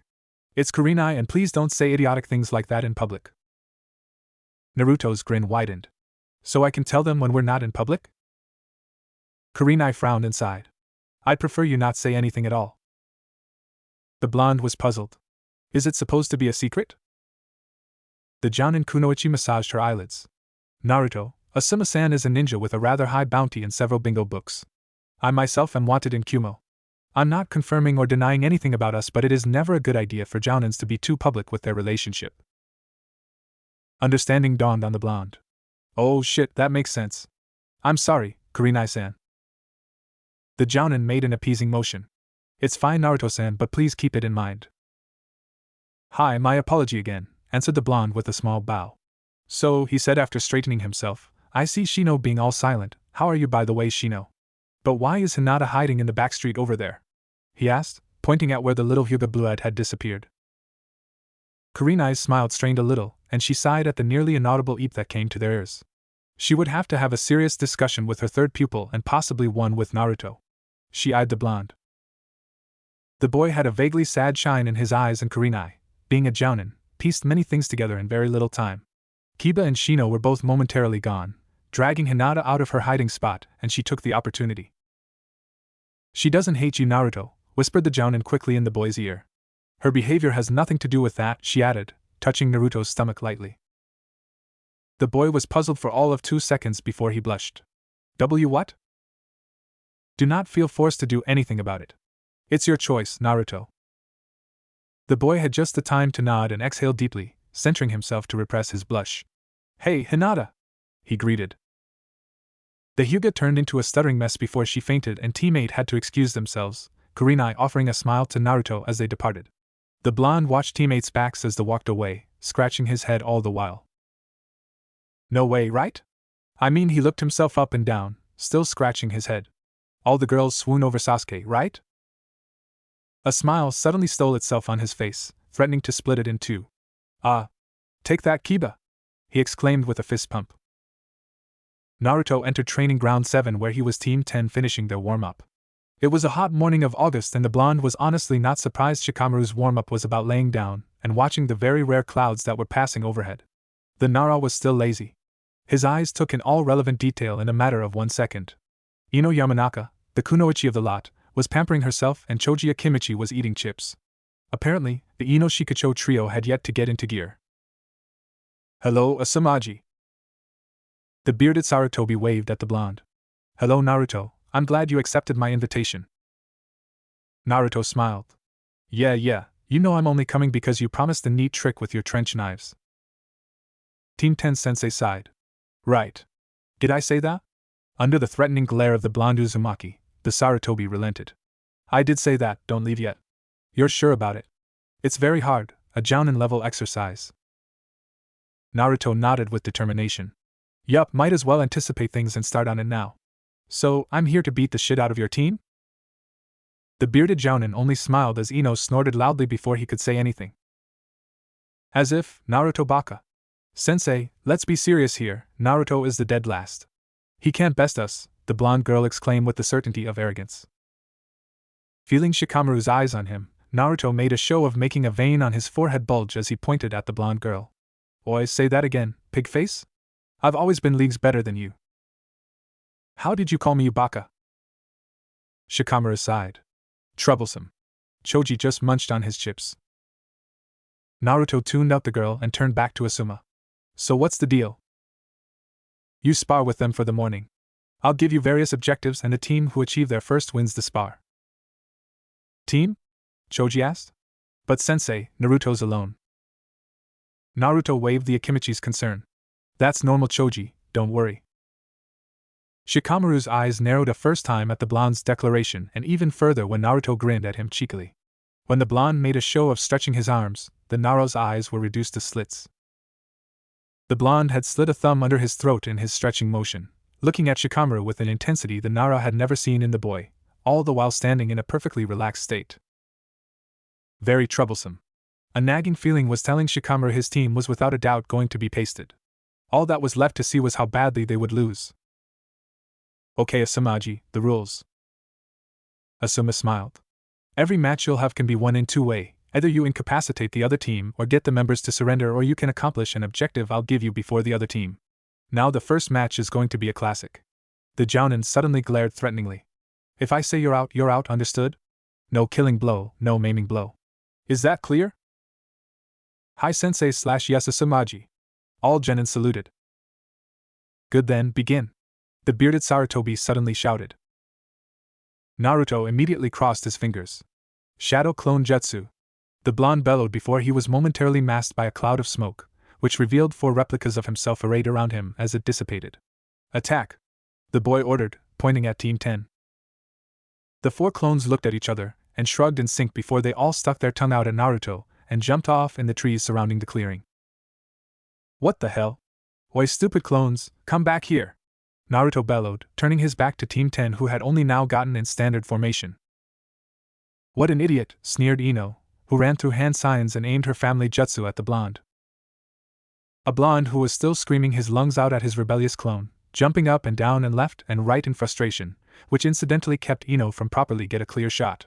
Shikamaru ran through his own hand signs and crouched as his shadow deformed and sped towards the blonde who decided now was as good a time as any to run after his clones to show them who was boss. The Naruto's shadow jutsu reached its limit an inch from Naruto, failing to ensnare the blonde. Suddenly, Shikamaru and Ino heard Choji whimper next to them. They had no time to ask the rotund boy what his problem was as each got a kunai pressed against their throat. Shikamaru immediately connected the sensation with the clones. They hadn't escaped the blonde's control. Not at all. The Nara felt his brain momentarily freeze at the fact he had been outsmarted by Naruto Uzumaki of all people. No, the boy corrected immediately. He hadn't been so much outsmarted as he hadn't taken the boy seriously. That changed now. Naruto wins the first round, declared Asuma, which got a wide grin from the Naruto who had been distracting Team 10 before he dispelled in a cloud of smoke. Shikamaru's eyes widened. They had been attacking a clone. The Nara boy sighed. It was going to be troublesome. The bearded Jounin threw the boy a smile that promised pain and suffering and up-training and motioned to Naruto to come over. Are you the original? The Naruto shrugged. I might. Then again I might not. Shadow Clone is awesome like that. Asuma snorted, an amused smile floating on his lips. Right you are, kiddo. Alright, in the next spar, you're going to have to defend an object, namely this, said the Jounin, giving the Naruto an orange scarf. The blonde immediately got stars in his eyes as he saw the garment. If you can defend it for 15 minutes, then you win. You can, of course, attempt to neutralize my team. Their goal is to get the scarf. You can destroy it, and you must keep it well. One Naruto has to wear it all time, Asuma said, completing the set of instructions. The Naruto snatched the scarf and tied it around his arm, looking at it like it was the latest fashionable item and preening. Ino sneered. You have the entire training ground. Begin! Asuma shouted. This time, Team 10 immediately charged at the Naruto wearing the scarf. The blonde's eyes widened. You'll never have my precious! The boy screamed before running in the woods. Ino scoffed. What an idiot! He obviously was lucky in the first round. Now that we know he can make those weird clones, he can't win, said the girl with a self-assured smirk. Shikamaru shook his head and strained his sense to the max as they entered the forested part of the training ground. Be alert, Ino, he's gotten way better than he was at the academy. PFF, this idiot? He couldn't. Ino was interrupted by the sound of a trap being sprung. Before the girl could do anything, she was bombarded with 24 eggshells, filled with orange paint. A vein bulged on the girl's forehead. I'm going to kill him! Ino bellowed before charging headfirst, ignoring all attempts by her teammates to calm her. Shikamaru could only sigh as he and Choji heard several other traps being sprung.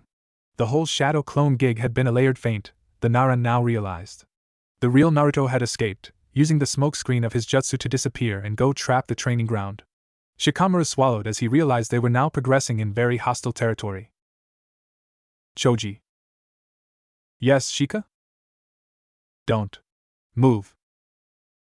15 minutes passed quickly, and with Shikamaru and Choji moving exceedingly carefully through the forest, Team 10 had no chance to catch the blonde. The Nara dully noted that the Uzumaki was an up-and-coming trap master and decided he would never cross the blonde, at least never intentionally. The two boys met Ino back in the clearing. The girl was tied up, covered in orange paint and feathers, and also clearly quite angry. Naruto was posing in front of a clone, the scarf around his neck while the replica was nodding. The girl was quickly washed by to a water jutsu, courtesy of her sensei, and it was a furious Ino, a wary Shikamaru, and a munching Choji who faced Naruto for the third round. Alright, began Asuma, whose smile was now eating his entire face. Third round will happen only in the clearing. You three, Asuma said while facing his team, will have to tag Naruto, and you, Naruto, he said turning towards the boy, will have to tag all 3 of my students. The Jounin then proceeded to distribute tags, 1 per member for Team 10 and 3 for Naruto. These tags will stick with a little application of chakra. If you're tagged, you're out. As a special rule, there will be no ninjutsu of any kind for this match. Is that all clear? The blonde nodded, Shikamaru did the same, Choji humphed, and Ino cracked her fingers. Then begin. Team 10 fanned out and began a pincer maneuver, in hope of trapping Naruto. The blonde watched the 3 genins approach him and shuddered at the mean look Ino was directing at him. Before Team 10 could close the formation, Naruto sprang in action and darted towards Choji. The 2 boys engaged in a furious taijutsu exchange, Choji being overwhelmed quickly by the clockwork precision of Naruto's style. Shikamaru and Ino both rushed to help their teammate. In extremis, they got the blonde to back off before the Akimichi could be put out of the game. The 3 genins of Team 10 stared at Naruto, and Naruto stared back. For a fleeting instant, none moved before all 4 ninjas exploded into action. The blonde weaved in and out of the trio's formation, running backwards one moment only to aggressively punch through the team, escaping all attempts to box him in against the clearing's limits. With the efficiency and the rhythm of an automaton, Naruto dealt punches and kicks that very soon left his opponents bruised and short of breath. However, 3 versus 1 meant that the blonde, if he had avoided being tagged yet, couldn't tag any of his opponents either. After a while, the 3 genins of Team 10 progressively took the measure of his style, and even Choji, arguably the slowest, successfully dealt Naruto some heavy blows. After almost 10 minutes of an intense spar, Team 10 suddenly broke the fight on Shikamaru's abrupt order. All 3 genins backed off quickly and Naruto didn't pursue them. He has a rhythm. You saw it, Ino? The Yamanaka girl was panting heavily, but she nodded. Prepare your tags. When I say go, we'll all tag him together, muttered the Nara, who was himself very out of breath. Even Choji, the bruiser of their team, was sweating heavily. Choji, your target is Naruto's left upper arm, got it? Hi, Shika, breathed the heavy-set Akimichi. Naruto did not look much better though. They had their chance. Go! Shikamaru shouted, leading his team in a renewed assault. Once again, Naruto weaved around them and dodged, taking very little damage but dishing out few. Like he had done before, the blonde fell into a rhythm, an efficient set of moves that were great to keep a number of people at bay, Shikamaru realized, but which had the default of being rather predictable. His breath becoming shorter and shorter from exhaustion and anticipation, the Nara counted. And just as he gave the order, he saw the glint in the blonde's blue eyes and knew. He knew he had been had. Again. Now! Shikamaru choked, the realization stifling his shout. Naruto grinned and, as the Nara feared, abruptly shifted his stance, breaking his rhythm completely and tagging Shikamaru's teammates. Ino, Choji, you're out! Asuma bellowed, covering the outraged scream of the Yamanaka and the startled shout of the Akimichi. Before Shikamaru could react, Naruto tagged him. The Nara could only plant his own tag on the blonde's shoulder, while he received Naruto's square on his chest. Shikamaru out. Naruto, you lose a point. Arg, how did we lose again? Ino bellowed in anger and exhaustion, her brow marred with sweat and her two-piece purple outfit sticking to her frame. Okay, you have 5 minutes to rest and we'll do the final exercise for the day. Shikamaru groaned. There was still another one. Couldn't their sensei see they had had enough? The 5 minutes were up in seemingly no time and the Nara groaned in despair. Pushing himself up, Shikamaru leaned on Choji. After the intense spar, 5 measly minutes weren't enough for any of his teammates to have recuperated their stamina. Naruto, however, looked suspiciously fresh. The blonde had been sweating much like them and breathing hard a second ago, and yet he looked perfectly fine. He even faked his exhaustion, Shikamaru mumbled, now beyond basic surprise and just accepting the dead last was anything but. Ino apparently noticed the same thing and fell on her knees with a groan, while Choji just whistled. Damn, Naruto, you're still good to go? The Akimichi asked, unbelieving. You bet, Tebeo. The blonde answered with a thumb up. Alright, final spar, same as the beginning, you must incapacitate the opposing team. Team 10 gave a general sob of protest at the treatment. Further torture wasn't necessary, really, they got it, they would work earnestly from now on. Go! Asuma shouted, without any mercy for the Ino Shikacho trio. Naruto cracked his knuckles and blurred in what Shikamaru recognized as a body flicker before the blonde elbowed him in the chin, sending him to the land of dreams. Naruto had apparently also faked his real physical abilities, thought the Nara before unconsciousness claimed him. His sensei was going to be so very troublesome. Naruto was overjoyed. After 2 months of training under Ibiki-sensei and his Jiji, the Hokage had finally deemed him ready for C-rank missions.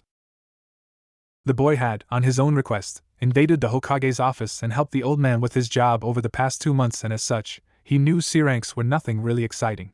A C-rank mission was, by definition, a low-risk job that took place at least 2 days away from the village. The contractors were more often than not one-time clients, and the pay was only little better than D-rank's mission and the contents barely more stimulating. The real money was made with B and A ranks, which were often very long-term contracts and deals between Konohagakure and various merchants, towns, and of course, the Fire Lord. Those were the mission with the dangers and the action. Naruto didn't care about all that. For the first time of his life, he'd be allowed outside of Konoha, and that was worth anything. He couldn't wait to travel around Fire Country and see so many sights. The blonde had obtained his C-rank pass after single-handedly trashing Team 10 and Team 8. The Inuzuka, Abirame and Hyuga trio had opposed good resistance, but their sensei Kurenai had made one mistake. She had given Naruto 3 days to prepare when the blonde had asked only for 1. The great clans of the Warring Era had a wealth of information on many clans of Konoha, and even if it was mostly basic intel, Ibiki had drilled Naruto into using the bare minimum to counter his enemies. After allowing Team 8 to express themselves in a bout of taijutsu, and Naruto had to admit all 3 were good and truly pushed him, contrary to Team 10, the Uzumaki had taken things in his own hands. Perfume and pepper bombs planted on a shadow clone for Kiba, low-yield phosphorus tags and a neurotoxin-based insect poison for Shino and a reverse harem jutsu for Hinata and Team 8 had been out for the count. The Inuzuka had protested the outcome, saying it hadn't been a fight, and Kurenai had smacked the brash boy on his head and reminded him he was a ninja. If he wanted to fight fair, he could resign right now. That had shut Kiba up for a second before he challenged Naruto for a rematch, taijutsu only, which the blonde had accepted, on the condition that Kiba couldn't use any of his clan Ninpo and Akamaru couldn't fight with him. After all, taijutsu only meant taijutsu only, no jutsu, no tool, and certainly no ninja pet. Kiba had refused, apparently offended by the idea of fighting without his canine companion. The Uzumaki had then said to the Inuzuka boy in no uncertain term that taijutsu only was a retarded stipulation anyway because, as Kurenai-sensei had said, they were ninjas. As payment, Kurenai had helped him come with strenuous chakra control exercises and helped him with genjutsu. Creating one was still a bit too delicate for Naruto, but he could recognize and get out of one without much trouble by now. Naruto would have liked to test himself against Team 7, but the Hokage judged it unnecessary and did not relent at Naruto's protest, arguing that the boy just wanted to show up to Sasuke. Which Naruto admitted was entirely true, but still. The Uchiha bastard needed someone to show him he wasn't all that, in the Uzumaki's opinion. The old man was strongly against this sentiment, and had even ordered Naruto to never engage in a fight with the Uchiha outside of a regulated and sanctioned spar. Naruto had learned, among other things, to see underneath the underneath with Ibiki, and he understood he would never have the opportunity of a regulated and sanctioned spar against the Uchiha. He didn't know what his Gigi was afraid of. It couldn't be the fear of Naruto losing. The blonde had lost more than anyone else in the academy, including to Sasuke. Naruto loathed the feeling, hence part of his drive to be better, but at least he was used to it. So it meant that the Hokage was afraid of Sasuke losing, which simply comforted Naruto's opinion that the Uchiha heir was a fragile prima donna. The Uzumaki centered his thoughts as he entered the Hokage tower and made his way to the mission office. His GG hadn't been forthcoming as to which team Naruto would join for his first mission, only saying that it would be an experienced team so the boy could better learn. Naruto thought it was a good idea, as joining any of the team of his generation would be quite uncomfortable at the moment. Ino was insufferable, Shikamaru eyed him like he was a very complicated puzzle, Kiba was being Kiba, and Hinata now fainted at the mere view of him. Only Shino and Choji were normal around him, but Shino was cool as a cucumber so he didn't really count, and as long as an Akimichi had food, they were mainly unfazed. Naruto was a bit worried about Hinata though. That girl had a problem and he wasn't happy to think he might have made it worse with his reverse harem jutsu. Entering the mission office, a very large room that occupied almost the entire ground level of the tower, Naruto waved at his surrogate grandfather.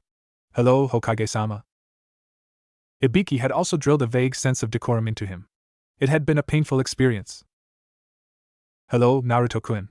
Thank you for coming," the Hokage greeted with a smile before he gestured towards a team whose members were standing to the side. "Let me introduce to Team Guy. You'll accompany them for this mission."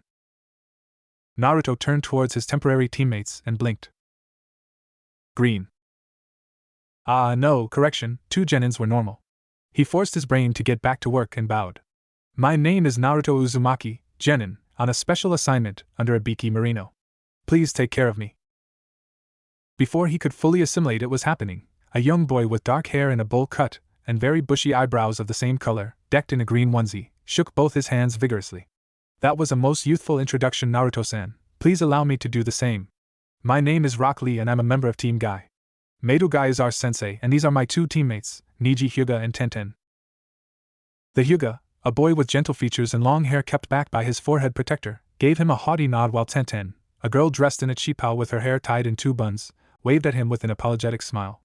Naruto wrenched a hand back under his control and waved back before he smiled to Rock Lee. "A pleasure, Roxanne. Please, my friends call me Lee and I'd be my honor if you were to call me that." Naruto's smile got larger. "Surely, but then please drop the sand too. It's only fair." "How youthful. I'll do just that then." Suddenly, a booming voice interrupted any attempt at further conversation. "What a youthful meeting it is. Naruto-kun, please feel free to call me Gai-sensei for our mission. Now let us go. Our youthful Hokage-sama has already briefed me about our mission. It suffers no delay, thus let us be quick. I'll inform you of our task en route." Naruto only had time to think it was lucky he had sealed 2 weeks' worth of supply on his person already before he had to run after Team Guy. The mission was a routine delivery of goods to the garrisons of the Fire Lord's army that kept the border between the land of fire and rice and hot water country. Guy-sensei had a sizable scroll strapped on his back. Naruto had been told it was full of letters destined to the soldiers sent by their families. Konoha took payment for renting the large sealing scroll and delivering it safely. The mission was sure to be boring, as no sane bandits would dare attack a genin team, given a jounin always accompanied the young ninjas. Also, bandits didn't bother attacking sealed goods. After all, they were after gold or anything they could sell back. With a sealing scroll, not only was it delicate to open for improperly trained people, one couldn't even be sure what it contained. Naruto had asked his GG why merchants didn't simply lock everything away in secure sealing tags, and the Hokage had explained to his surrogate grandson the ratio law, a limit of fuinjutsu that basically required the scroll used to contain the goods to grow exponentially with the amount it sealed. At one point, it wasn't even worth it anymore. When Naruto argued that the merchants only had to pay for several little scrolls, the Hokage mentioned the price of sealing grade ink and paper. The Uzumaki was glad his grandfather was paying for his foray into fuinjutsu. He was even more impressed by the fact Tenten was apparently doing fuinjutsu herself. "So, you basically seal loads of weapons in these 2 scrolls?" Naruto asked the girl, who nodded. "Yup. I'm working on a special attack," that the girl began explaining with enthusiasm before she cut herself off. I apologize, but I shouldn't reveal this." The blonde smiled. "No problem, I understand. I'm simply amazed you do fuinjutsu. It's complicated stuff after all." "I've no doubt it would be for someone like you," Niji bit out. The blonde turned towards the Hyuga with a raised eyebrow before he made a show of cleaning his ear with his pinky. You said something? So hip, Lee shouted with a look of admiration. The Uzumaki grinned. For your information, Hyuga-san, I'm myself a practitioner of the sealing art, Naruto informed the haughty boy. I've no doubt you're quite excellent yourself. Say, what do you think of a triple ley line crossing over a kabaka design by its quarter counterpoise? The result should be quite interesting, wouldn't you think so? As Niji's face scrunched up in anger, Tenten's eyes widened. Wait, you're already studying counterpoise ley line interactions? The girl asked with wonder in her voice. Naruto smiled at her. Sure. You aren't there yet? Well, yeah, but I understand nothing. Oh, then I can maybe help you if you want? Tenten beamed and suddenly, she was in front of the blonde, shaking both his hands while her eyes were shining with determination. Yes, please. How youthful! Lee shouted, manly tears streaming from his eyes. The journey continued pleasantly, Guy sometimes pushing the 4 genins into a run to test their youthfulness, as he called it. Naruto soon saw the gap between him and a team a year older. In spite of his own formidable endurance, he finished each run sweating and panting, pushed to a rhythm and a speed he couldn't quite sustain as of yet. It was never said out loud, but he knew he was the reason Guy called for the brakes. The boy couldn't even imagine keeping up just 2 months ago before he had taken to run the Chunin course.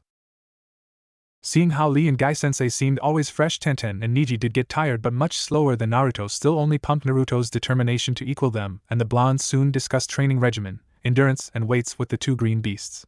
Naruto was immediately invited to run with them in the morning, and the boy duly noted the time and meeting place down, all the while thinking of a way to repay them. Neither Guy or Lee were obligated to help him after all, and he honestly appreciated that they offered it without hesitation. The little troop traveled for 3 days like this, camping during the night, and Naruto could experience for the first time how tiresome guard duty could truly be.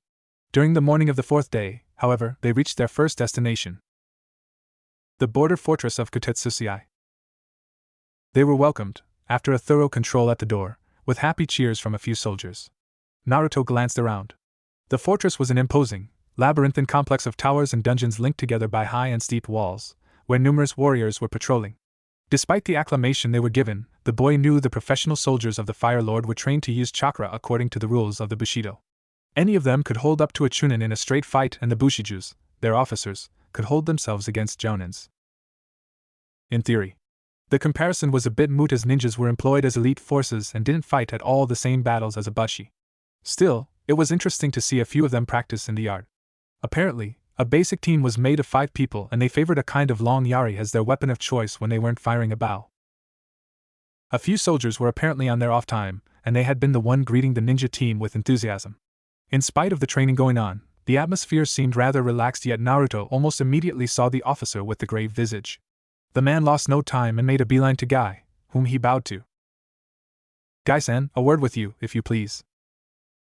Seeing the somber manners of the officer, the Jounin lost his ever-present smile and nodded once. Katsuo-san, is it? The officer nodded briefly. Yes, of course, please lead the way. Genins, take the scroll and begin distributing its content.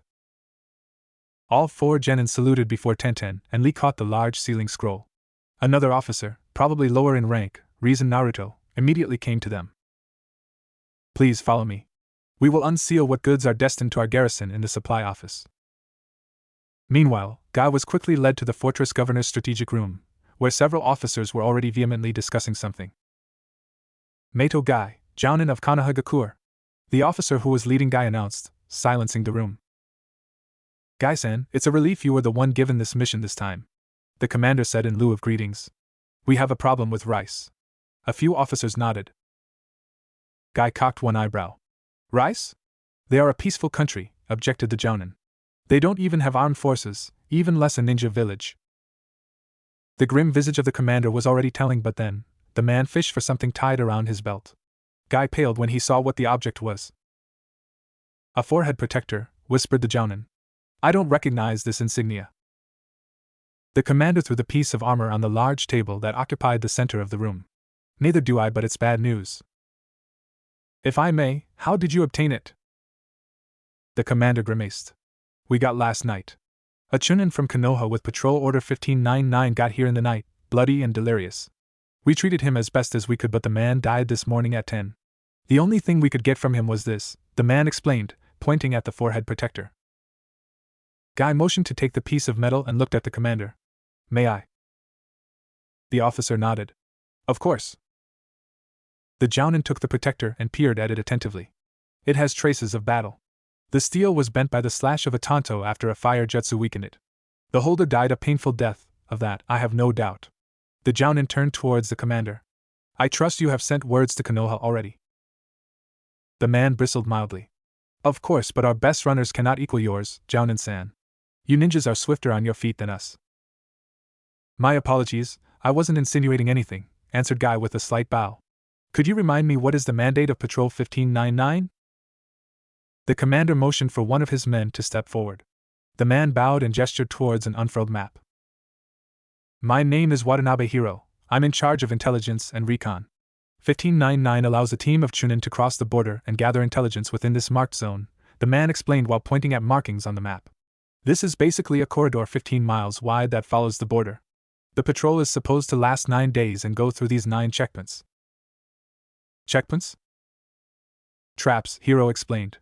Flare mines to be precise. Should they be set off, they are powerful enough to inform us that something large is coming. They date back from our war against lightning. Something large? It's a complex trap and it can only be sprung if several conditions are met almost simultaneously. They were devised to inform us of an army coming, basically. Guy nodded. He had been young during the Third War, but he knew similar traps had been created in grass country to defend against the armies of the Land of Earth.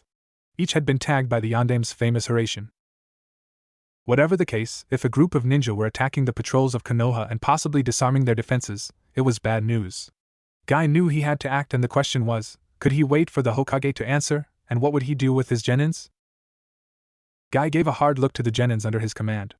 The green-clad Jounin had lost his easygoing manners, and Naruto could see, beyond the ridiculous onesie, the hardened shinobi. Genins, something came up that requires my immediate attention. It is, however, too risky for you to accompany me. With a shushing motion, the Jounin prevented the protest of Rock Lee. You have another mission, genins. Deliver the scroll to the 2 fortresses along the border of hot water country. You'll be under Niji's command and accomplish your task without fail. Do you understand me? Guy asked in a tone that brokered no argument. Naruto wanted nothing more than to protest. Kakashi had not taught him much. In fact, the white-haired Jounin who had been his first team leader had not taught him anything at all. Save his motto. Those who abandon their comrades are worse than trash. The blonde new guy was a Jounin. He knew he was a formidable warrior, entirely capable of taking care of himself, yet still, it felt wrong. However, the hard visage of his momentary captain killed anything he wanted to say. It is not up for debate. You'll leave as soon as the supply office gives you the scroll back. Make haste and meet me again in Konoha, the Jounin said before he turned back to one of the fortress officer. I don't like it, muttered Lee, uncharacteristically quiet. Naruto nodded. If the physical likeness between master and student wasn't already an absolute giveaway of the admiration Rock Lee had for his Jounin sensei, the mannerism and the speech pattern left no doubt about it. The Uzumaki patted the older genin on the shoulder. He's a Jounin. He'll be fine. Sensei gave a mission and we will not fail it, interrupted Niji, his white eyes, characteristic of his clan, glaring at all 3 other genins. That'd be even more shameful than worrying needlessly about his safety, the Hyuga boy admonished sternly. Lee gave his teammate a smile. Yash, Niji, you're completely right. We'll accomplish our mission fast and be back in Konoha even faster than Sensei. And if I can't do it, I'll climb the Hokage mountain with one arm only. And if I can't do it then... Tenten slapped a hand over the boy's mouth, muffling his bout of self-challenge. It's okay, Lee. Now let's go. Lee nodded, the girl's hand still stuck over his mouth. Naruto noted with interest. Was Tenten applying chakra to her hand to stick to Lee's face? Interesting, he had to think about how to implement that into his fighting style maybe. It took another hour for the people of the supply office to sort through what was addressed to people in their fortress. Apparently, the letters inside the scroll had been badly sorted by whoever had sealed them. It was almost noon when the 4 genins were given the large container scroll back. Thank you for the delivery, said one man with a small bow. We'll pray for your sensei. Lee and Tenten took the scroll and all 4 ninjas bowed. We thank you for your kind words, answered Niji. Now we must be off. Traveling fast, the 4 ninjas made way to the east along the border trail. Niji imposed a harsh rhythm, pushing all of them to run as best as they could. Naruto felt the Hyuga eye him several times during the afternoon, and even though he could feel his body getting tired, the blonde refused to show the older boy any sign of weakness. Shinobi are those who conceal, after all. Mato Guy was, in all modesty, the most powerful hitter of Konoha. He knew that were he to go absolutely all out, he could just pulverize any opposition in a fistfight, even a Kaige. He was honestly thankful he never had to resort to such an extremity, as it was dangerous for his health. His status as the foremost taijutsu user in Konoha since Tsunade Senju didn't mean, however, that his other skills as a shinobi were lacking. Contrary to appearance, Guy could very well track, hide and confuse his opponents like any of his peers. Confusing was a forte of his actually. The man eyed the map he was given by the commander. The location of all 9 checkpoints was noted on it, obviously approximately so as to avoid any loss of crucial intelligence to an enemy. Each checkpoint was associated with a small enigma, known only to a few, that had to be solved to deduce the exact location of the flare and the various triggers. Guy scratched his head as he flew from trees to trees, absent-mindedly avoiding branches and trunks from instinct alone. Suddenly, a light went up in his head as he solved the first code and the Jounin swerved right to reach the first flare. It took the shinobi 10 minutes to finally find the trap. A cold shiver went down his spine as he saw that the entire mechanism had been uprooted and was entirely gone. He had been right. Someone was trying to disarm Konoha's alert system, and it could only mean they had bad intentions. If the mysterious forehead protector, engraved with a musical note, was any indication, then the hostiles were ninjas. It could mean a fourth ninja war, given Lightning Country was looming not far behind the land of Rice. Rice was considered traditionally as a satellite of Iron Country, but it's not like the Lords of Lightning would care. The militaristic nation had lost the last conflict that opposed them to Fire Country, and their ninja village, Kumogakure, had been humiliated by Konoha and the Yondaime. Everyone knew they would jump on the first occasion to spark a war. Konoha operating in the land of Rice in retaliation of the acts of a new village would be seen as an aggressive expansion, and Lightning Country, needled by the Reikijai, would declare war, in the name of independence or whatever nice words they could find to dress the situation prettily and to their advantage. A war between 2 of the 5 powers was sure to embroil the rest in a generalized conflict, and propaganda was important to gain allies and keep the populations docile. Fucking bloodthirsty, thought Guy, for once uncharitable. The Jounin had done his fair share of deeds he wasn't especially proud of, in the name of Konoha and the Fire Nation, but the Reikage was renowned to be a warmongering individual. Someone who thought Lightning Country ought to dominate the elemental nations, someone Guy had no doubt saw himself as the rightful leader of this part of the world. The Jounin darted off to the next location, solving the various codes as he went. Sticking to shadows and the cover of patches of forest, Guy sped along the border of Rice and Fire, invisible to the peasants who were busying themselves in the paddies. For the entire day, one after the others, Guy discovered all traps disarmed and destroyed. In spite of his best efforts, the Jounin couldn't spot any hint as to the identity of the people who had done it. The mark of professionals doing a professional's job. If his friend Kakashi had been here, his keen nose could have maybe picked up something, but as it was, Guy wasn't gifted like the Hataki or the members of the Inuzuka clan. The Jounin could only curse his luck to be the one to have to bring such grave news to the Hokage when he had so little information. The old man didn't deserve to lead his village in yet another war. No, Guy decided, he couldn't go back without anything more than the fact their positions at the border of Fire and Rice were compromised. He had to investigate more. A spike of worry speared through his heart at the thought of his genins, but the Jounin shook his head and steeled his soul. They were genins, they were soldiers of the village, they would do fine and be fine. The Jounin sped up towards the 6th flare, hoping he would find anything that would give him some clue. Night fell on Fire Country and finally, Niji ordered the group to stop. Naruto nearly fell over but stopped himself, fighting against the urge to flop down and lie still. Observing Niji carefully, the blonde saw after a second that the Hyuga boy was putting up a front, which made Naruto smirk. The petty boy had tried to make him show weakness, no doubt to get back at him for the Fuinjutsu humiliation, and had only succeeded to tire himself. Tenten had no such reservation and leaned against a tree trunk, gasping for air. Only Lee seemed to still be good to go. Damn it, Niji, what took you to make us go that fast? The girl protested, breathing hard and glaring at the Hyuga boy. Niji swallowed thickly and waited for a few seconds to answer. I want to go back to Konoha as quick as possible, explained the boy in one breath before inhaling greedily. We need to complete the mission and then make sure Konoha knows whatever is going on. Very youthfully said Niji. Lee exclaimed with a fist pump. I've no doubt our friends of Kotetsusi have efficient messengers, but better be safe than sorry. Guy-sensei was worried about something, and he might need backup. Yes, cut Tenten, but if we tire ourselves like that we won't ever reach Konoha anytime soon. We need to pace. Damn it, Lee, are you even listening? Lee got up from his push-up position and saluted the girl. Sorry Tenten, but this run got my blood pumping and I need to express my youthfulness. The girl groaned in exasperation, Naruto laughed, and Niji chose to sigh. The night went by without incident, and Tenten even successfully convinced Lee he needed to sleep to continue. Naruto discovered that, while his stamina wasn't an endless well, he recuperated very quickly and woke up refreshed in spite of Niji continuing to be an ass and giving the one guard quarter that fucked up one's sleep cycle. The Uzumaki wasn't going to apologize for making a fool out of the Hyuga. Niji had been the one to be all condescending first, and Naruto had souped of enough condescending asshole for a lifetime after Sasuke. He wasn't going to back down. The new sun was barely up when Niji ordered them to start running again. During the day, they had to slowly orient themselves slightly to the south, as the border curved and Rice was replaced by Hot Springs County. They made a break at noon to eat some of their rations honestly. Naruto couldn't understand why everyone said they were dreadful. He had eaten worse food than that in his youth before they booked it, still pushing themselves to reach their next stop as fast as possible. It was the end of the afternoon when the citadel of Akamure came into view and evening was fully there when the genins reached the doors. They were promptly halted by a trio of guards and allowed passage when Niji showed their mission order.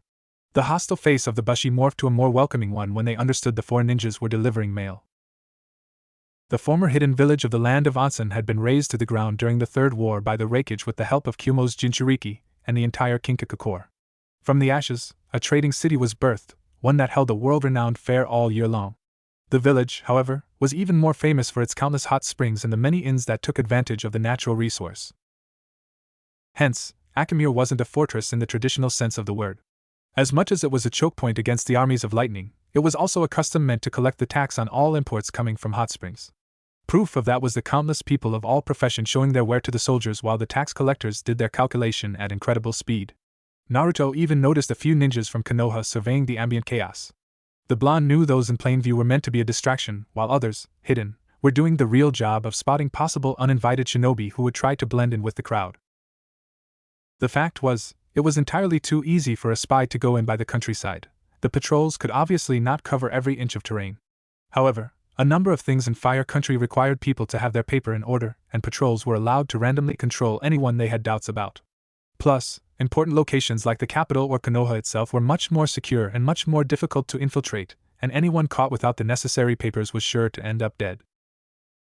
Only after a long sojourn in torture and interrogation, of course. Hence why spies did try to appear to be honest merchants, or whatever other covers they could think of. The 4 genins were led to the administration building and once again they were told to wait until everything had been sorted out of the scroll. Going back in the large, busy courtyard, the young ninjas, in lack of better things to do, decided in silent agreement to lounge around. Lee immediately started to do push-ups. Niji looked up at the sky, his white eyes searching the clouds and the flights of birds for some truth, and Tenten took to sharpen her impressive collection of tools. Naruto stood momentarily stunned at the weapons the mistress had sealed on her before he shrugged it off as her way to cope with her over-the-top sensei and teammate. The blonde eventually took a seat and a leaf and focused on his chakra. Asuma gave him an interesting exercise called nature transformation and Naruto was determined to succeed. Guy was nearing the 7th flare when all his danger senses started tingling. Finely honed instincts roared at him to dodge, and the Jounin did just that, throwing himself to the ground and out of the way of a rain of pink-colored senbons. An ambush. How youthful, muttered the green-clad Jounin as he ran through hand signs. Show yourself, he called to the trees around him. Don't make me go and look for you, he continued in a jovial tone. Another rain of senbon pierced him, and Guy started to turn to earth. The real Jounin bulldozered like a missile through the tree right where the senbons had been launched from. Dynamic surprise. The Jounin bellowed just as his foot made contact with the face of a woman, catapulting her out of her branch and against a tree trunk, where she shattered in a shower of pink crystal-like substance. Guy immediately somersaulted back to the ground and ran through more hand signs before slamming both palms to the earth. The ground rumbled for a second before a massive shockwave upturned it, uprooting trees and creating a clearing bordered by earthen walls, a crater surrounded by jagged teeth. The Jounin looked up to see the woman landing back down from a high jump.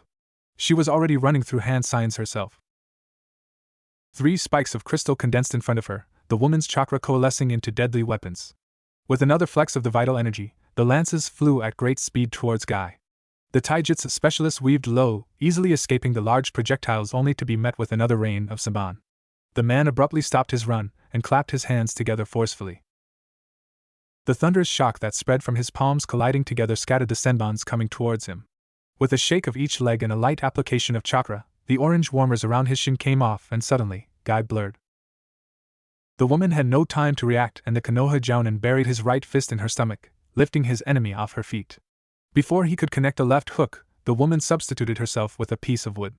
Snapping his right leg backwards in a kick, Guy impacted the woman's chin just as she pierced his left calf with a dagger made of her strange crystal. The woman's head snapped back and she crumpled in a heap of disordered limbs, unconscious. Guy looked at his stabbed calf and frowned. Such a wound would slow him more than he could afford. On the good side of things, he had a prisoner, one who bore the mysterious headband with the musical note.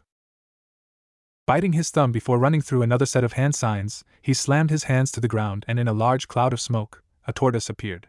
A monstrous tortoise, with a shell as big as Guy was tall, and strangely, all red. The animal snapped its maw and looked at the Jounin with beady eyes that nonetheless shone with alien intelligence. "Ah, hello, Guy." The animal whizzed slowly. The Jounin bowed. "Hello, Master Kamamaru. I'm in need of a speedy mean of transportation for a prisoner of mine. Would you transport this woman to Konoha as fast as you can?"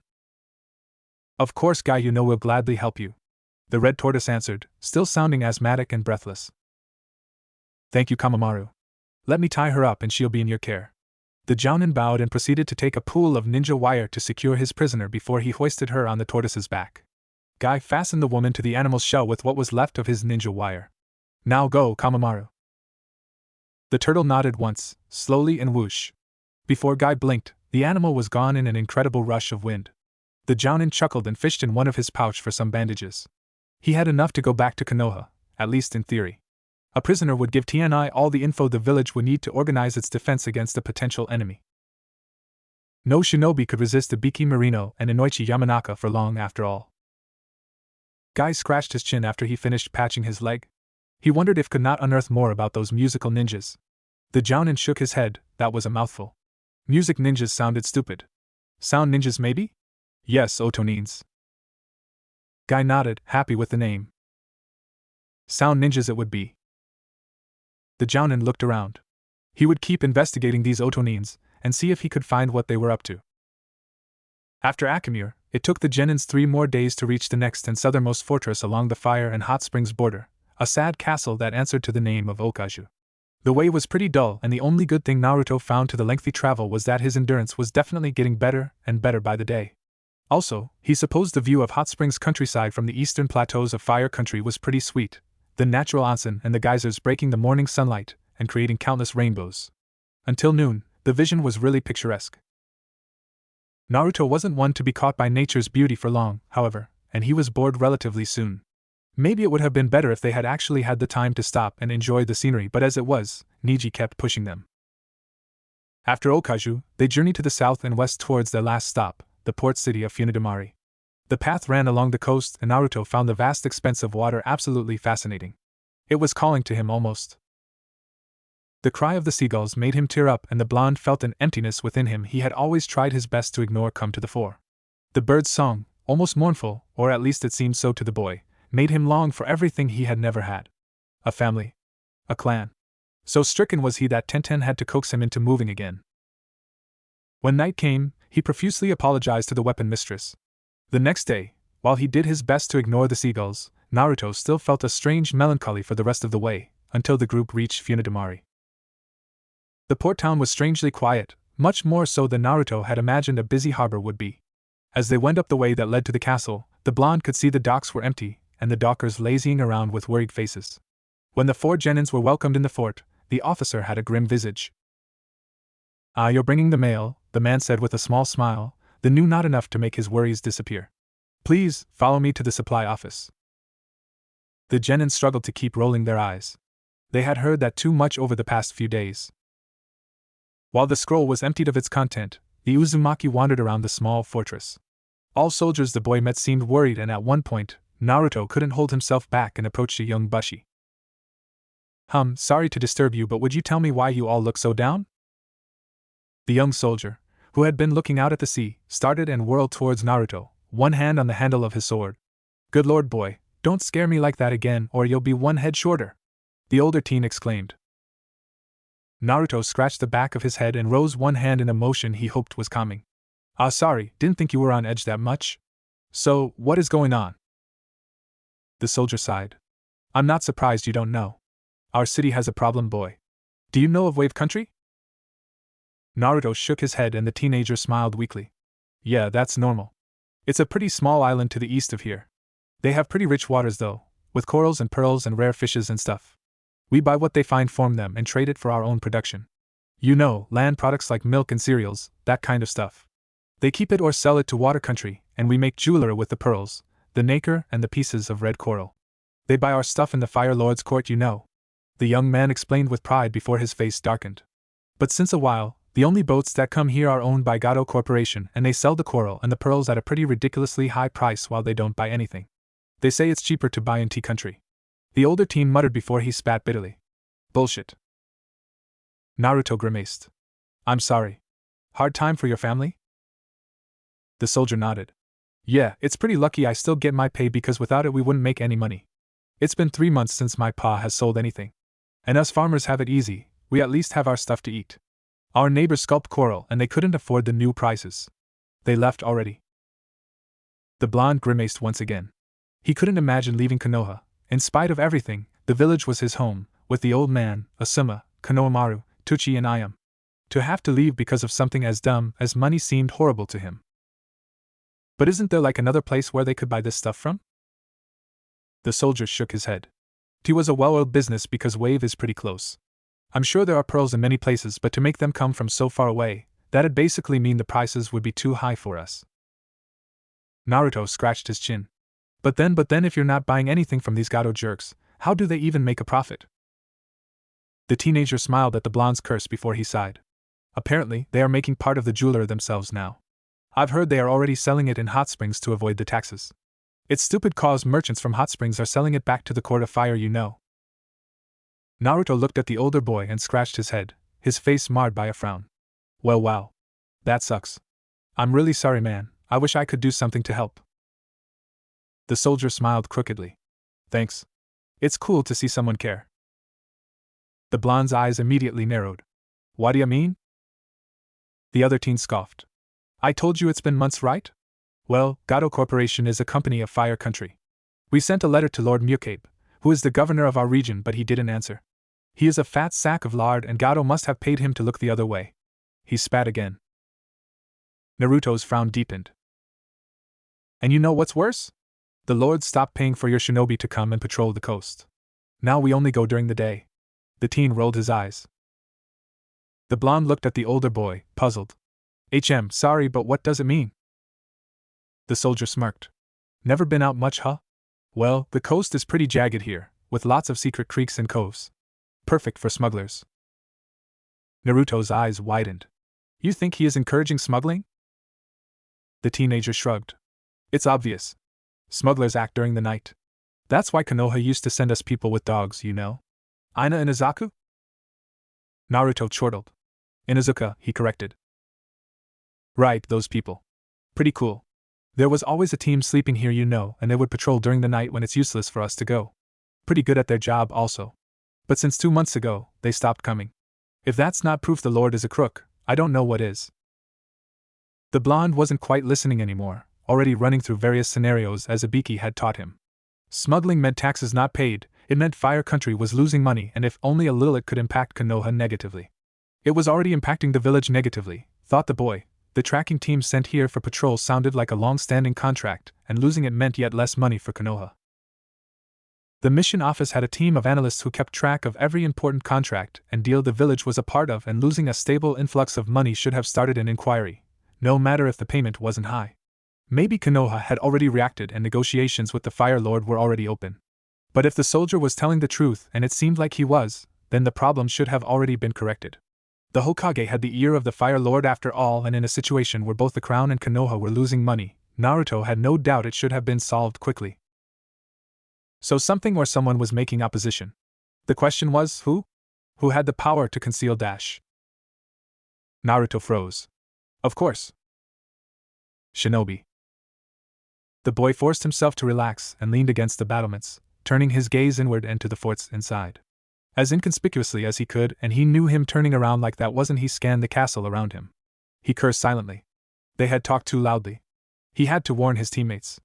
Naruto stretched like a lazy cat before he bowed to the older teen and smiled. Sorry, I didn't get your name, he said with an extended hand.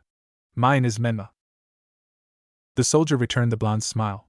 Mine is Shinji. Naruto nodded. Well, Shinji, it was a pleasure discussing the sea with you. The blonde began before he had to throw a harsh glare at the older teen who was looking at him with puzzlement. Thanks for sharing all this knowledge. Naruto leaned towards the older teen. Keep a dagger on you at all times, Shinji. If the Lord is in, then some of the officers here are accomplices. Shinji's eyes widened, but the blonde slapped him so fast, his surprise was replaced with anger. What did you? Don't show anything. Naruto whispered harshly before he made a sorry face. Ah, sorry, there was an annoying fly, sorry. The blonde apologized. Remember, stay armed and alert. He whispered again. The older teenager gulped and nodded. Why, yeah, sure. The blonde smiled. Good, take care, Shinji, he said with a meaningful glare and a gentle wave. I need to go back to my teammates. The supply office should be done soon after all, and we'll need to go. Guy allowed the transformation to dissipate, and it was like sand was falling off his face to reveal his true appearance, while the fake clothes he was wearing seemed to melt into a kind of water that evaporated before it reached the ground. Looking for ninjas in an entire country being, simply put, absolutely impossible, the Jounin had resorted to traditional intelligence-gathering methods. He had disguised himself as a beggar and listened in on conversations he wasn't necessarily meant to hear. The peasants of Rice Country were happy. Apparently, Gato Corporation had bought their crops at a slightly higher price than the markets, and being rather poor, the peasants felt rich. The Jounin had traveled through many villages and larger towns alike for an entire week, and it was the same everywhere. The crops had been entirely bought by Gato Corporation. Guy knew of only one thing that needed that much food. An army. The only problem with this theory was that Gato Corporation was a well-known fire country company and had no right to field any kind of militia. At least in the land of fire. Who knew what dealings the international company had in other countries? The Jounin had instigated, however, and if some of the rice was indeed leaving Rice Country through hot springs, much of it was stored in large warehouses apparently to stay in Rice. To what end, Guy could only guess, but he would need more time to uncover that. That could have been it, the strange machinations of a business shark, the obscure manipulations of a greedy tycoon. Indeed, that could have been it if he hadn't heard other less savory rumors. Rumors about small villages, lost high up north near the border of iron, entirely deserted by their population and walled off by the authorities who spoke of diseases and quarantine measures. But the people knew better. These poor souls were used for mysterious schemes, and it smelled foul and demonic if the wise elders were to be believed. No one was talking too loudly about it, however, as whoever was caught doing so was immediately taken in by the police. Police which had been recently entirely re-equipped and outfitted with weapons and armors courtesy of Gato Corporation. Foul and demonic, Guy agreed. Unyouthful even. But as long as it wasn't them and the representative from the Gato company kept paying good real for the rice, the people weren't going to talk too loudly about the affairs of those in power. Guy gathered his findings as he fished in one small pouch a ration to eat. He was slowly but surely going through his reserves, and his investigation would soon be cut short by simple needs like food if he couldn't procure himself some. He had very little money because it was normally useless to bring anything during a C rank. The Jounin frowned. He should have known young Naruto's first C-rank mission would turn into something unpredictable and youthful. His team's first C-rank had been quite peculiar too. He was glad he had been able to keep his team in Fire Country this time, where they would be safe. He could let loose if need be, as there were no genin to keep away from danger. We are in danger, said Naruto to the assembled genins of Team Guy in a low voice. They were all four huddled in the common room, seated at a table with some food in front of them. A few soldiers were eating too, as it was the evening first service, and there was an ambient noise the blonde hoped would cover their discussion. Rock Lee took a large breath of air, and Naruto could hear the boy's lungs ready themselves for one of his loud tirades. Oh? And what? The blonde stuck a hand on Lee's mouth and applied enough chakra for it be stuck, silencing the older green-clad boy. Shush, Lee, I'm serious. I asked some questions and I wasn't discreet enough. You've all noticed people here seem down, the port is looking dead and empty, and some houses in the city are deserted. That isn't normal. The members of Team Guy leaned forwards, even Niji, surprised by the intensity of the blonde they all thought to be a greenhorn, especially Niji. This town makes its business with Wave, but there's something happening there. Plus, a recruit told me there's normally one of our tracking team in station here, to patrol the coast and catch smugglers. They haven't been coming for months now. It took Niji a second to piece every information together. 10 1 second more, and Lee's eyes widened after 3 more. The fort commander is dealing with smugglers? The Hyuga offered. Naruto shook his head. I'm sure he's in, but apparently, the Lord is staying deaf to the locals' call for help. He is in too, and he has the kind of authority to interrupt a contract with Konoha. There is also this Gato Corporation involved, but I'm not sure how it all ties in. The Hyuga nodded. I know of it. My clan, the boy spat the word, has dealings with this company.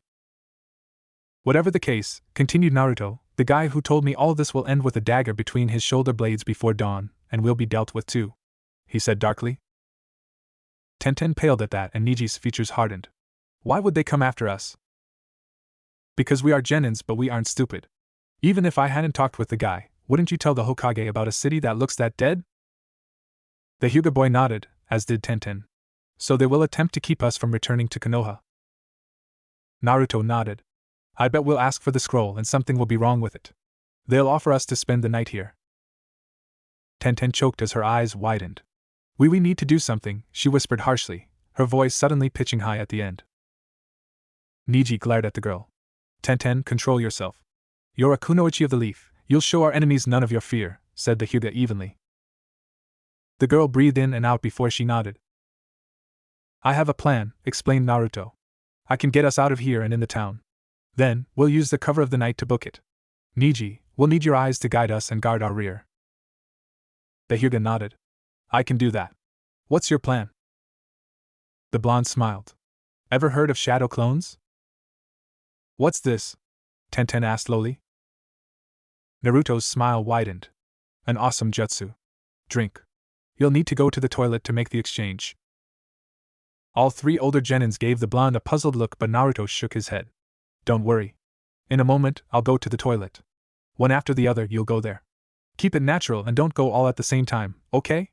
All nodded their assent. Good. As I was saying, drink, or at least pretend to. It needs to feel natural. Niji, you'll come first and activate your Byakugan to tell me if the outside wall is clear. Then, when you see Niji comes out, it will be Tenten's turn to come and you two will be our lookout until I get Lee out. Niji will come back? I thought we were escaping. Who will replace us? The girl questioned, skeptical. It'll be a clone, like all of us. Clones cannot use a transformation jutsu. Niji objected. Naruto nodded. Normal clones can't, but as I said, it's an awesome jutsu. Trust me. Are we ready? The blonde asked, releasing Lee's mouth.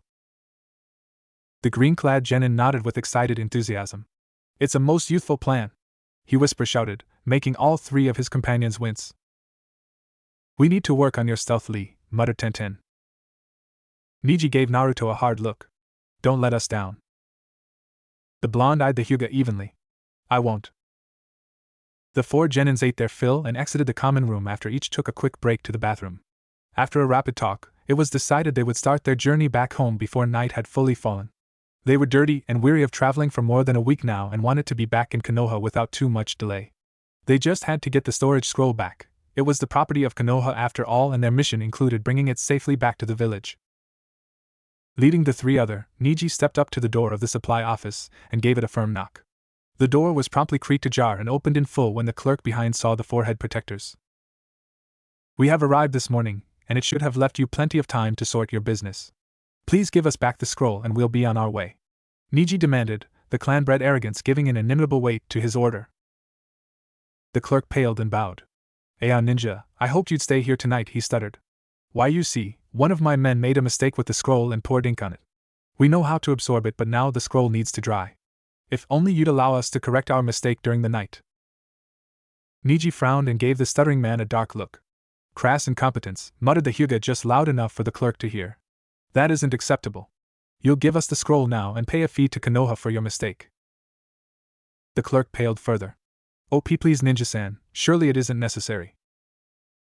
Niji rose a palm to stop the man's protest and glared harder. You'll give us the scroll now. The Hyuga demanded, his open palm lowered horizontally and waiting. Hi, ninja-san, of course, the clerk bowed before he walked deeper in his office to retrieve a scroll marred with ink. Niji exhaled powerfully by his nose and shook his head. You'll be sent an invoice with the fee you'll have to pay for your mistake.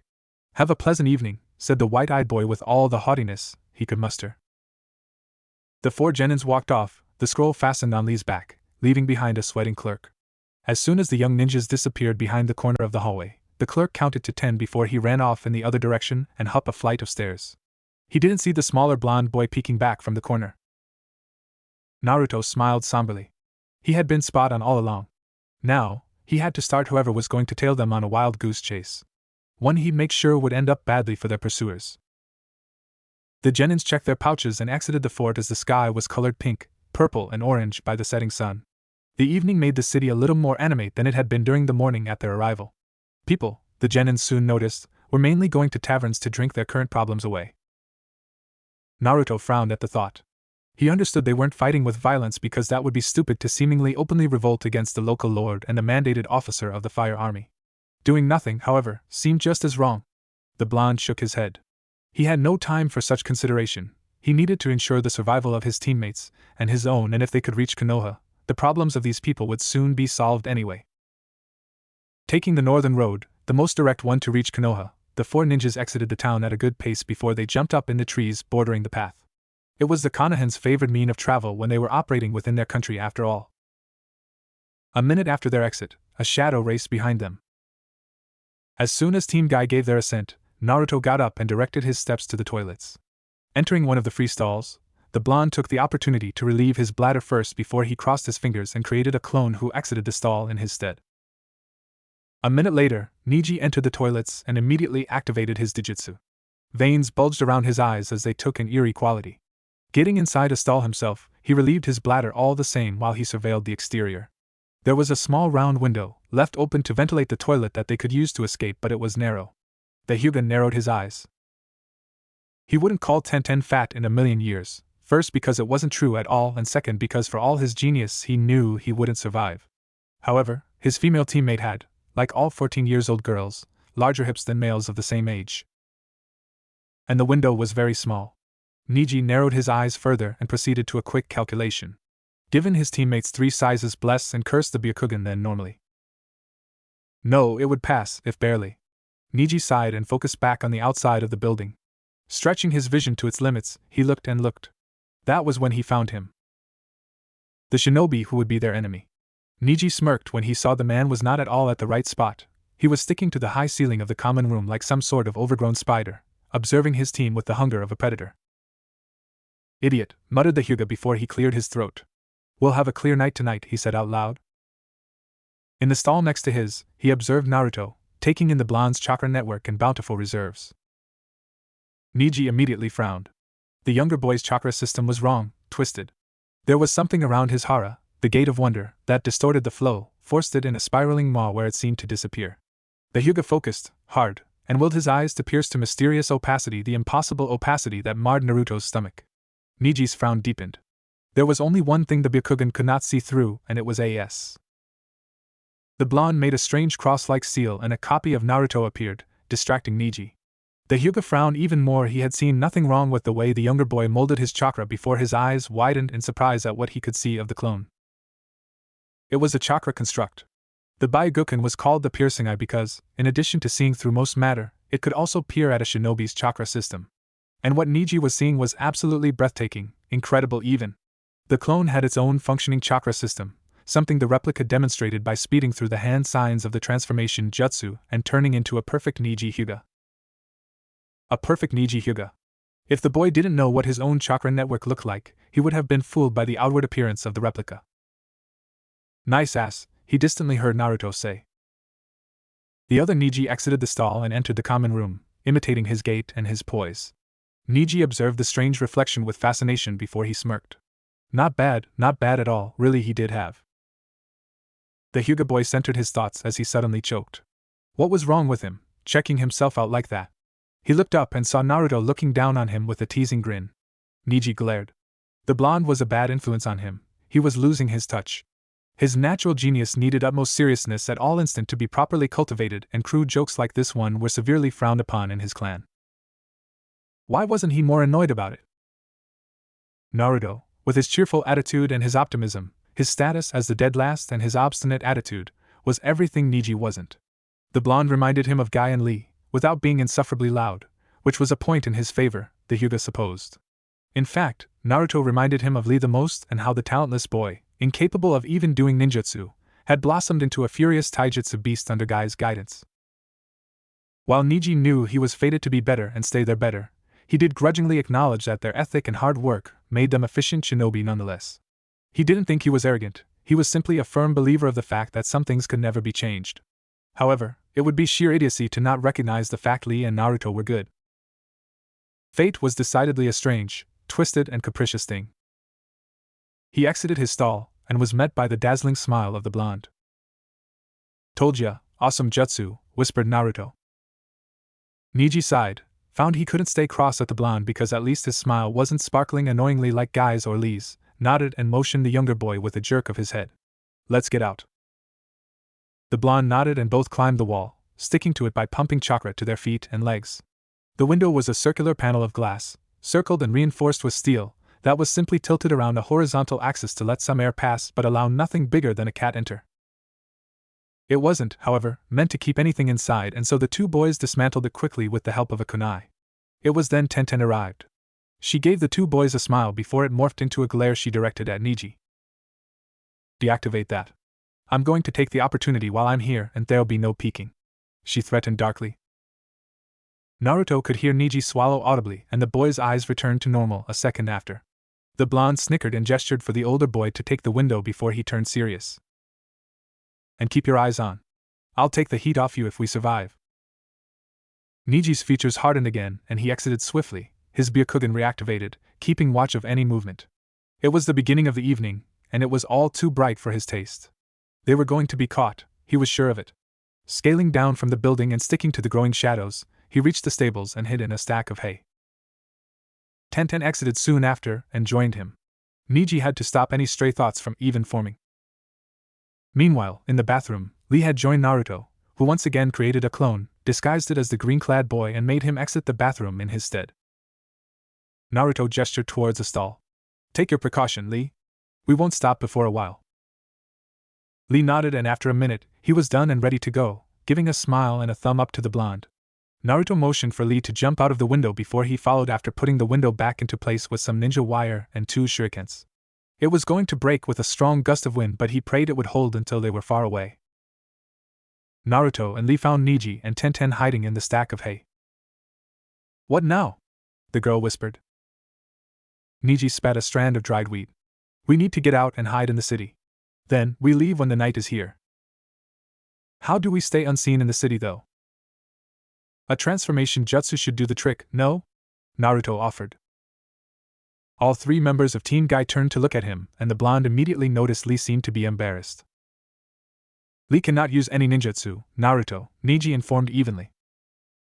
The Uzumaki felt the cogs of his brain stop. "Sorry, what?" he shouted in an incredulous whisper. Guy had snooped around and spied for almost a week, and he was reluctantly amazed at the level of disinformation the Otonins were spreading. As if the rumors about the deserted villages weren't enough, there were also talks of strange humanoid beasts roaming the wood at night, haunting cries of pain echoing from deep within the forest as pure souls were tortured by demons. Rice country was made of relatively flat land, once covered by mighty patches of forest that had been mostly razed down to allow rice culture. Up north, however, close to the border with iron, the ground was more hilly, some would even call it mountainous. There was nothing quite like playing on people's superstitions to keep them away from a specific place, and combined with the terrain ideal to hide a small armed troop, pinpointing a location to investigate had been easy. Hence why Guy had traveled up north. Yet, another few days of patient search later, and the man had found nothing but eerie and dark valleys covered in thick woods, gnarled tree and thorny bushes preventing passage, while a heavy fog plunged them in perpetual night. The scenery was right out of a nightmare, or alternatively, one of those B-series movies Lee was a fan of, and the Jounin understood why the region was deserted. It was wild, almost unnaturally so. Threateningly so, Guy would even say. Someone or something had transformed the region to fit their need, and their need was clearly to stay hidden and ward off potential intruders. They had done that without care for whoever had lived here first, as the few ruins the Jounin had come across proved it. On day 12 after leaving his genins to their own device, Guy found the reason for the rumors of the monsters. Someone had installed several ingenious contraptions which, when the wind blew through them, produced a very convincing roar or a ghostly wail, depending on the intensity of the breeze. Truly, the place he was searching was Otogekure. Guy combed through his filthy hair with a hand as he observed his surroundings, crouched low in a bush. All around him it was nothing but strange, tortured trees, poisonous vines, and the fog that seemed to cling to the earth like some sort of disease. His search was vain, he wouldn't succeed alone, without more time and clues. He was getting to the end of his rations, he was dirty, and his attire was starting to itch in several very uncomfortable places. He knew he reeked foul enough to be found by smell alone, and he hadn't slept well for the past few days, traveling by night and resting only very little. He had been as absolutely stealthy a jounin of his level could be, but if the place was a nest of enemy shinobi like he suspected, then it was only a matter of time until he was found, and being alone, tired, and under-equipped amongst vipers was rarely a good idea. Plus, it didn't seem like he was going to find anything anytime soon. It was like looking for a needle in a stack of hay. He knew the easy solution to the age-old conundrum was to simply burn the hay, but finely honed instincts were telling the Hokage would not appreciate one of his jounin burning away the north of Rice Country when he wasn't even missioned to. It felt like admitting defeat and tasted bitter, but Guy knew he had to go home and report his findings, as meager and unsatisfying as they were. The jounin unfurled a sealing tag and took one of the singing contraptions to store it away. That would be a good proof to give weight to his words, in addition to the headband with the musical note. He nodded with satisfaction and rolled up the sealing tag before securing it to his belt. It was time to go home. The Konoha team was running full steam ahead, to the north, northwest, and towards Konoha. Hopping from branches to branches, the four genins weaved in and out in a loose formation, the Hyuga in front, followed by the girl, the green-clad boy, and the younger blonde. They wouldn't be allowed to go much further. Kidumura had a mission and he would fulfill it, as failure meant death at his master's hands. He didn't want to die, call him selfish, but really he didn't. So those children would die in his stead. It was bad luck for them really, as it could have been anyone else. It was what he found most funny with fate. She was blind and random in her choice. Kidumura paused for a second, stretched his 8 limbs before suddenly gaining speed. They had been running for something like 3 hours already, and they were now out of Lord Mugabe's domain. Which meant that Kidumura could act. He would need to get close and personal, to make it seem like bandits had